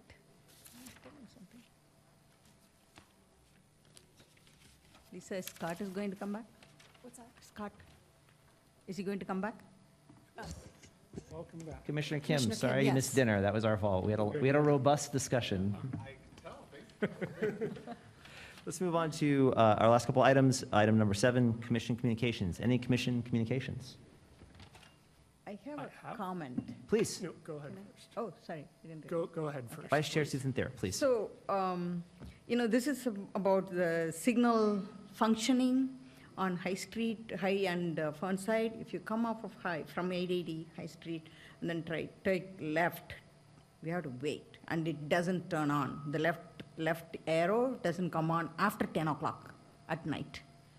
And this has happened several times with my friends, with my family. I mean, actually, a couple of times my family experienced it. And then they came. So they just started driving after 2 cycles, waiting for 2 cycles for the left arrow to turn on. It didn't. So then they started going in High Street and then took the Otis. That's how it was. I missed the intersection. What was the High Street and what? High and Fernside. And Fernside. So just come off of the bridge into Alameda, and then want to go left on Fernside. It just doesn't turn on at night, late night. May I ask if you've submitted this on SeeClick Fix under signals, traffic signals? Yes, there was. So I asked them, okay, did you take a picture or something? Sure. So that's no. The team that manages signals will receive that on SeeClick Fix, but I can also get it forwarded. Okay. Thank you. Any other transportation-related comments? I Commissioner have Abrams. one. Drew. I came with a couple visuals. I'll try to keep this short because we've been going on long. Okay, so I wanted to share this as an example for the commission and listeners about, well, kind of an application of the topics we discuss here. So at Otis Elementary School, that's where my kids happen to go. It's on the east end. The good news is that the majority of students arrive by walking, biking, scootering, and so on. And on the next side, I've got the challenging news. The challenging news is that for the next 2 school years, all of the Otis students will be going to AUSD's temporary campus. It's the former LUM site. It's about 600-something students in total. This is just under 2 miles distance, and it's that's a really interesting distance. Just like, how the majority of trips in Alameda are under 4 miles, this is the kind of distance that, under the right conditions, it's walkable or bikeable. I mean, it's also not constant. This is the map of the different elementary school zones. So for a handful, it's actually going to be a shorter trip to the temporary campus. But for a lot of families, it's now going to turn from something where they walked with their kid or they sent their kid by themselves to a bit more of a trek. So on the next slide, I've got, we all know this, we already saw this slide already, the direct route is a high injury corridor. The direct route also is partially owned by Caltrans, and they have, told us that they're aiming to fix that and make it better 2032, so all the current Otis Elementary students will be in middle or high school. But this is the, so that's the reality with a direct route. That may be the route that parents who choose to drive use. So one more slide, and I've got, this is going to be an interesting test of the city's All Ages and Abilities Network that we keep on talking about in different ways. It's incomplete. There's still work to do. But I wanted to just bring this, share some visuals, because I think this is and this is not, a lot of folks and organizations are working together on this. The school district, the city, the county safe routes to schools, AC Transit, working on solutions. But I just want to offer this as sort of an example of what is a resilient transportation network in Alameda. Because when we see the headline resilient transportation network, sometimes it's billions of dollars to build big things. But can Alameda's transportation network adapt to a school of 650 students moving just 2 miles, only 2 miles? But if that means that all those parents are instead driving their kids, that upends a lot. But there's a real possibility that if, as the city builds out the neighborhood greenways, makes targeted improvements, it's not going to solve the next move for everyone, but just gradually make it more possible, and make it more possible for every other kind of situation where people of different ages find their job moves, or they move apartments, and they're just less dependent on the exact place they live and the exact destination. So thank you for letting me share some visuals. I think this is going to be an interesting challenge for Otis families, and I think it will, I know city staff, county staff, AC Transit are all working with the district to figure out what can be done here. So, Thank you for that. Can I actually ask a question about that? So is part of our job, or do you feel part of our job, given that this is incomplete, it's a temporary state, but it's also like a time-critical state, is part of our job here in your mind to move parts of that project forward to fill this gap between now and when the plan as planned is complete? Like, what would you want out of the commission in an ideal scenario? Oh, I am. What can we do is really what I'm asking. What can we do? I think, Lisa can speak more broadly to just this call. This is being supported by a number of different avenues already. I mainly want to bring this as an example of how all of those links that we talk about and we look at on the neighborhood greenways maps, and when we hear the 2030 plus definition, that, realistically, like, changes aren't going to be made for next school year that aren't already in the pipeline. Maybe, I don't know what could possibly be queued up for the following school year, but this is going to keep on happening. The district is in a good place to do these types of renovations. I'm not sure what future plans are. And we also know that, like, the district does close school sites, and kids have to shift. Bay Farm Middle School is being phased out. So anyway, I bring this more as just an example of why a full network with as much connectivity as possible really benefits residents.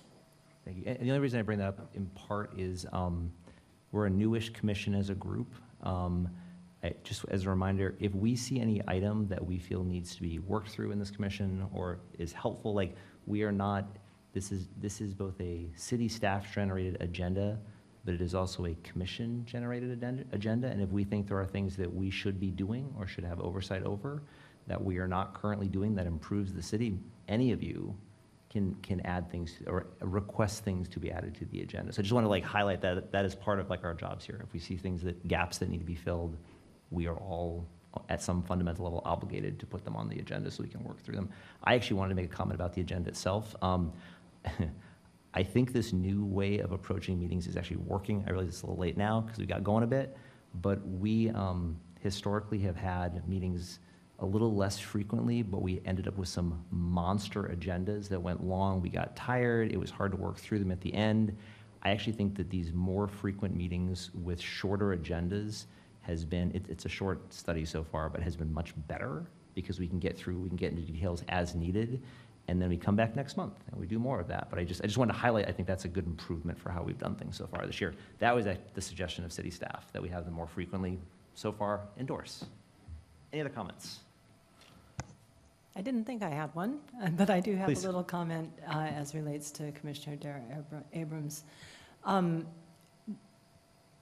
In fact, this is why year after year after year, I have come and said, so where are we with the Cross Alameda Trail? When is the Cross Alameda Trail going to be completed?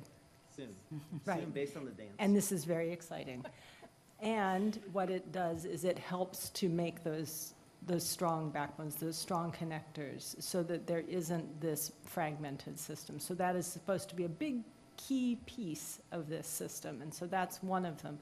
And thankfully, the South Shore is one of the key pieces that the students will have access to. But that said, ensuring that those broken links, if you will, those fragmented areas connect is very important. Very well said. Any other commission comments? I got one more, sorry, and then we're going home. I want to thank my wife for picking me up at the airport on short notice when I took the earlier flight, because I wasn't sure we were going to have quorum. She got me dinner. She brought my paper copy of the agenda, which I hadn't seen yet because I've been out of state for 2 weeks. She got me to this meeting. She's great, and I would like the minutes to reflect that. So thank you, everyone. With that, I would like to move. Thank you to Scott's wife. Hillary. Hillary. Hillary Whiteside. Thank you, Hillary, who I Whiteside. hope is not watching and is doing something more fun. With that, I'm going to move to adjourn this meeting. All in favor of adjourning, please say aye. Aye. Aye. Good night, everyone. Thank you.